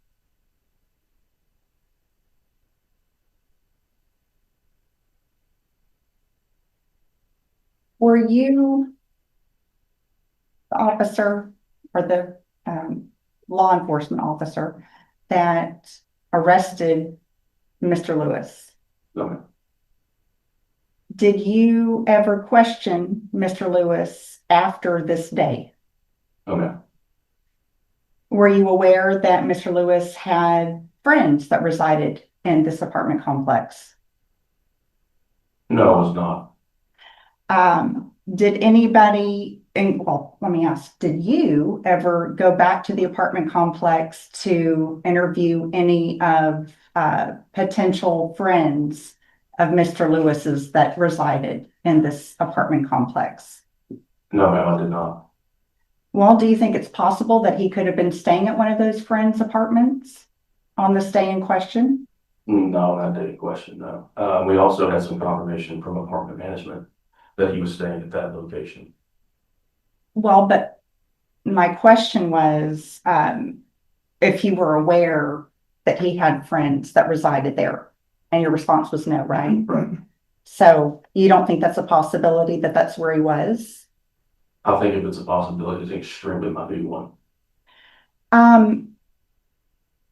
Is it safe to say, and we've got video and the other officers that testified, body camera footage, is it safe to say that when you and Officer Green and Officer Areola were in the back of Miss O'Neill's residence, that neither of you could determine whether or not someone had jumped from that window? I don't know that determining about it. I mean, you might need to rephrase that question a little bit for me, because I think that there was enough back there to lead us to at least say, you know, what's going on with this. There could be, I do remember that there was several windows leading up to her window and then going past her window that had screens still attached, leaving hers in the middle of that area, being the only one without a screen. Got it. As well as the blinds being pulled up. And so the rest of them, the blinds were down, the screens were attached. Now, to go forward in that, there was a small patch of dirt underneath the window that we didn't see imprints on. But to look at those, I remember one of them looking at dirt saying they didn't see tracks or something along those lines. Typically if you jump out of not that I have a lot of experience jumping out of second floor windows, but if you were to jump out of a window, I would imagine you would go straight down. You'd probably jump out some to gain some distance. So past that, a little small, maybe 18 inches of dirt was grass. I don't imagine you're going to find a whole lot of track marks in there, and not to be facetious in any way, but we are not gifted foot trackers by any stretch of the imagination. So that's not something we tend to usually lend towards our investigation. It's foot marks or something, unless there's beat down tall grass or something along those lines, and that wasn't going to be found there. You're not a very good investigator either. But it could not be determined. Do you recall that? No, but I believe it led to suspicion. And in fact, do you recall Officer Areola stating that, you know, I don't know, and everybody just kind of agreeing? You just didn't know, couldn't tell, right? No, I don't recall that, but it must have been on his body camera, but no, I don't recall that. Okay, and you don't recall any other window on the back of that apartment complex on that side that was missing a screen other than hers? I don't recall it except for not on the second floor. Okay. This was a hot summer day, right? And going back to your earlier testimony where you're only going to be wearing pajamas when it's time for bed, you would agree with me, sometimes people wear pajamas during the day just to lounge around, right? Without shoes on. Isn't that something that people do on a regular basis? In their home, yes. Okay. And does it make sense that if a person is aware that there are 3 different police officers looking for him, that he would return to the area where you were? Well, no disrespect, but it happens all the time. Okay. But if what you're saying and what the state is trying to have this jury believe, that Miss O'Neill was aware of where he was or knew his location, and she was alerting him, do you think that he would come right there to where all the officers were? Does that make sense? No, I believe that they thought we left because all 3 of our cars did exit that facility. And so, and if I remember correctly, one of the two deputies actually went around to another side of the complex, but not in view there. So we went out the gate, circled around, which is pretty typical behavior for us, to show that we're leaving. And then we set up in other locations. Okay. And who was it that witnessed Miss O'Neill walk across the street? That was Deputy Green. And you said that from the time that you left her apartment until Mr. Lester was apprehended in the breezeway with Miss O'Neill, that it was approximately 31 minutes that had passed? I believe it. Okay. And so, judging from the distance of the apartment complex to the Express Mart, where she went across the street, which is in the same shopping center as World Gym, how long do you think it would have taken her to go over there, come back with groceries? Around that time. Okay. Wouldn't take very long. So if she was coming back with the groceries and Mr. Lewis was in the breezeway because he had been visiting another resident, I mean, isn't that plausible that they ran into each other as she was coming back? Well, if he was visiting. Or she went Objection, Your Honor. She's asking him about something no knowledge of. Your Honor, I'm asking if it's possible. Objection overruled. Is it possible? If the person he was visiting didn't have an air conditioner, maybe, because he's pretty sweaty. Okay, but what I'm getting at though is the state is trying to prove that Miss O'Neill was hindering his apprehension, and so that would have meant that she was in communication with him, right? Right. And would have known where he was, right? Correct. And so the question is, if she was able to go across the street by herself, she was seen coming back across the street by herself, and it took about the same amount of time as it took from the time that she left until he was apprehended. Isn't it possible that when she returned, that there was a meeting, not planned, but there they are, and he knows where she is, and he was somewhere else at another apartment? Is that not plausible?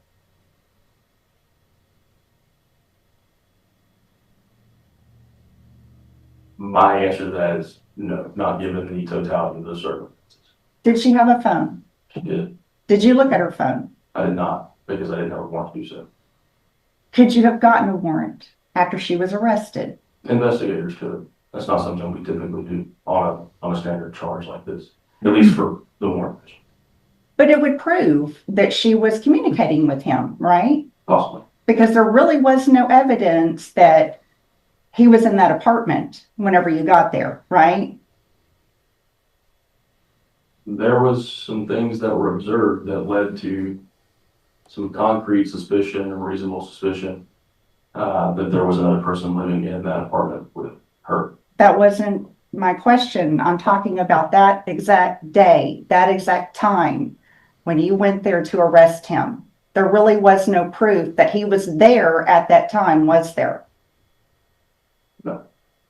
That's okay. I wouldn't say there was proof that we put in evidence. So then wouldn't the next step when you're charging someone with hindering apprehension is to see if she's alerting him or notifying him or communicating with him to warn him? Wouldn't that be the logical next step in the investigation to prove this, since she was arrested and taken into custody? Yes, well, at the same time, she also hindered us from going in the home in a very short amount of time in a window that was not secured by any kind of blinds or curtains or screens, the only one of which evidence also leading to someone seeing a man run across the roadway. Let's talk about that. Yeah. You were there on the scene. You were told about this man that lived there, that his whereabouts could have easily been ascertained. Did you go and interview that person and get his statement? No, because the most immediate situation was to apprehend the suspect. So let's just arrest Miss O'Neill, take her to jail, but let's not verify what was being said. That would lead to her arrest, right? So these things are made on probable cause. Yes, so there was probable cause to believe that that happened. As the investigation went on, and when it goes up to investigators, that's where their job kind of goes into, kind of takes our spot and it goes to, to their side of the house. You were angry with Miss O'Neill that day, weren't you? I don't think angry is the proper terminology. Oh, what would you call it? Well, there's frustration. I think that anytime somebody is blatantly rude to another individual, it's a little frustrating. But as far as definitely wouldn't use the word angry by any stretch. Lieutenant, is it normal for a United States citizen who expects to have a reasonable expectation of privacy and security in their home, have 3 officers show up unexpectedly, banging on their door, demanding to be let in, and be given commands? Is that normal for a person to experience? For a normal law-abiding citizen, no, ma'am, it's not. Okay. So just because she responded that way, you don't know if it was because of her surprise of what was going on. She didn't expect this. I mean, how could you tell that she did? I've been doing this for a while, and typical reactions to someone who's not doing the wrong things are not the same reactions that she was provided to us. He's holding his own, but I don't like it. Now, on the video that's already been admitted in evidence, and I'm sorry, I don't know the actual number because they're not here for me to reference, but it's Deputy or Officer Ariola's video. There was a point where he walks around the building to where you're standing with the maintenance man, and all three of you were kind of congregating there, and you make a statement. There's no way. Do you remember making that statement after discussing someone jumping out of the window?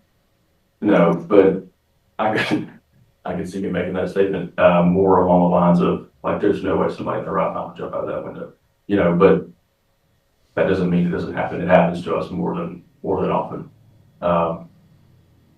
And so, again, you look at those things and it's like, it's one of those disbelief. We should have, in theory, gone to the back when it all started. But again, you like to think that someone's not illogical enough to jump out of the second floor with it. Okay. And that would have been State's Exhibit number 2 that I'm referring to.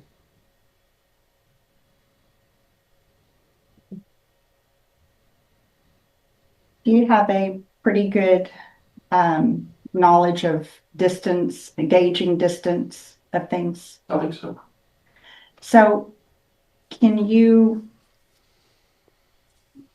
estimate how many feet it was between the front door and the window of where Mr. Lewis allegedly jumped out of?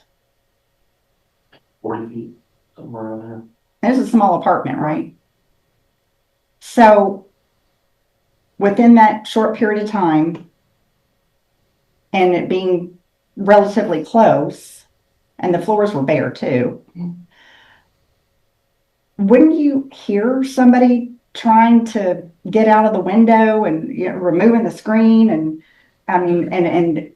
trying to climb up and jump out? I mean, wouldn't you hear something? Wouldn't you hear scuffling? Wouldn't you hear people moving, rushing, running? Wouldn't you hear some sort of noise that indicated that somebody was trying to get out of there?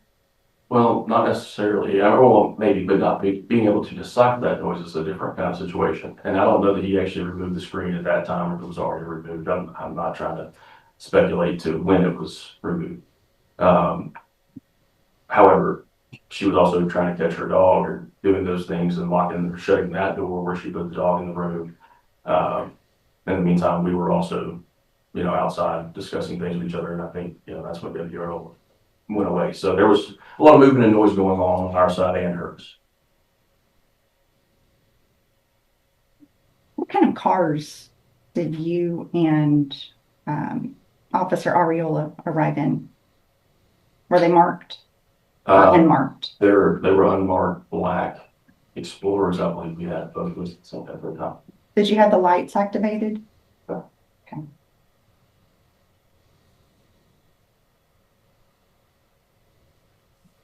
Ask about the door and the dog.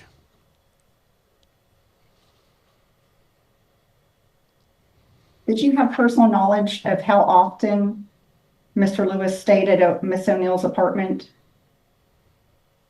No, I wouldn't have had knowledge of that, given it wasn't my actual investigation. So you don't know if he was actually living there versus staying there occasionally? we were told, or at least from what And I'm going to object to the hearsay. Do you have any personal knowledge? No.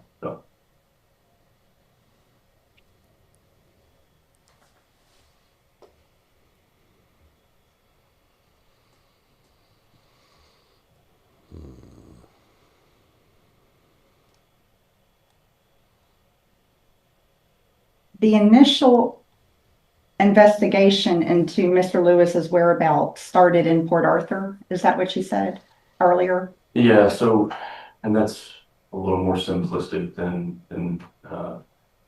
whenever these warrants are assigned, it could be an address he provided at the jail or for booking, or it could be something that's on his driver's license or something that was previously known even 10 years ago, and just the last known address. When the warrant's issued, if that's what the court has, that's where they're issuing it. So it doesn't really confirm where they're at. That's where the investigations come into play. Did you happen to see his driver's license whenever he was arrested? No, I never. I don't think I ever looked at his driver's license. That'd be great.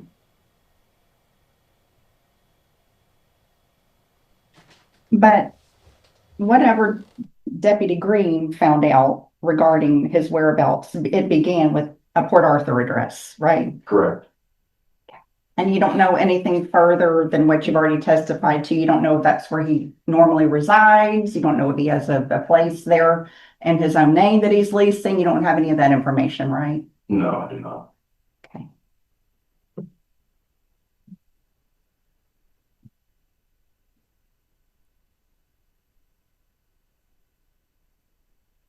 All right. No further questions. Vern? Where are we at in this? We have to take a lunch break. All right. Well, you can start. What we're gonna do, we're gonna take a 5-minute, well, we're gonna take a break. And Great so time. the court will be in recess. Everyone please stand at the jury's department. All right. We're going to pause while the jury leaves. And because Mrs. R.A. just told me that she left her wallet in a car that's in Raleigh, and she's trying to go get medicine for my son at the pharmacy, and they need ID. I get to run to the pharmacy real quick. So let's see. Terrence Holmes, personal meeting room. Come on, try that again. Terrence Holmes, personal meeting room.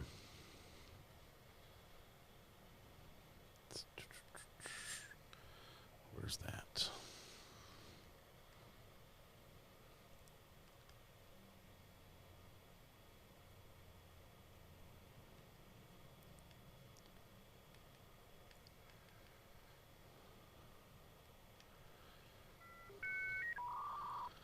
They return at 2:30 Eastern for closings and verdict watch. Okay, so hold on.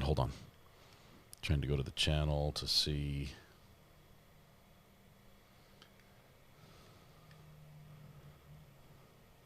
They've been having some testimony, right? Let's see. Oh, that's a different one. Oh, that's not it. Go back.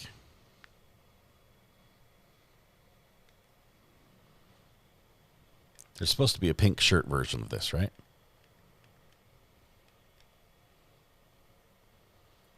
Looking for where she's in the pink shirt.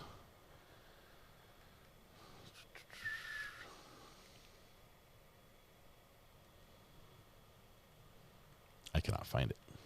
Is there a pink shirt version? There's a thumbnail. The 19 hours ago one.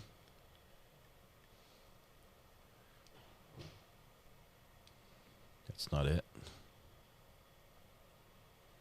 Is it only those 2 videos? It's only those 2 videos, right? Sorry. Not complaining, but I can't. Mod chat is so full of text, I can't find the originals that tell me where it's at. Maybe I'm complaining a little bit. We're going to go on break. We'll figure it out when I get back. I've got to run to the pharmacy to get some amoxicillin or something. Yeah. Okay. We'll be back. Running to the pharmacy and the grocery store, right? Okay. All right. We'll be back after that. So I don't know exactly how much time, but it's probably going to be an hour and a half. Yeah. Mrs. R.A. says yes. Tonight, when you go home, please hug the people you love, smile at someone, make their day just a little bit better, and please stay safe. Till we go live again in about an hour and a half. We'll continue this case. Closings today. Closings today. I can't find the link. Maybe send it to Mod Chat and then pin it so I can see it. All right, we'll see you guys in a little bit. Gotta go. You're anxious right now. Okay, I'm leaving right now. I need socks and shoes. We'll see you guys. Gotta fade to black. Here we go. See ya.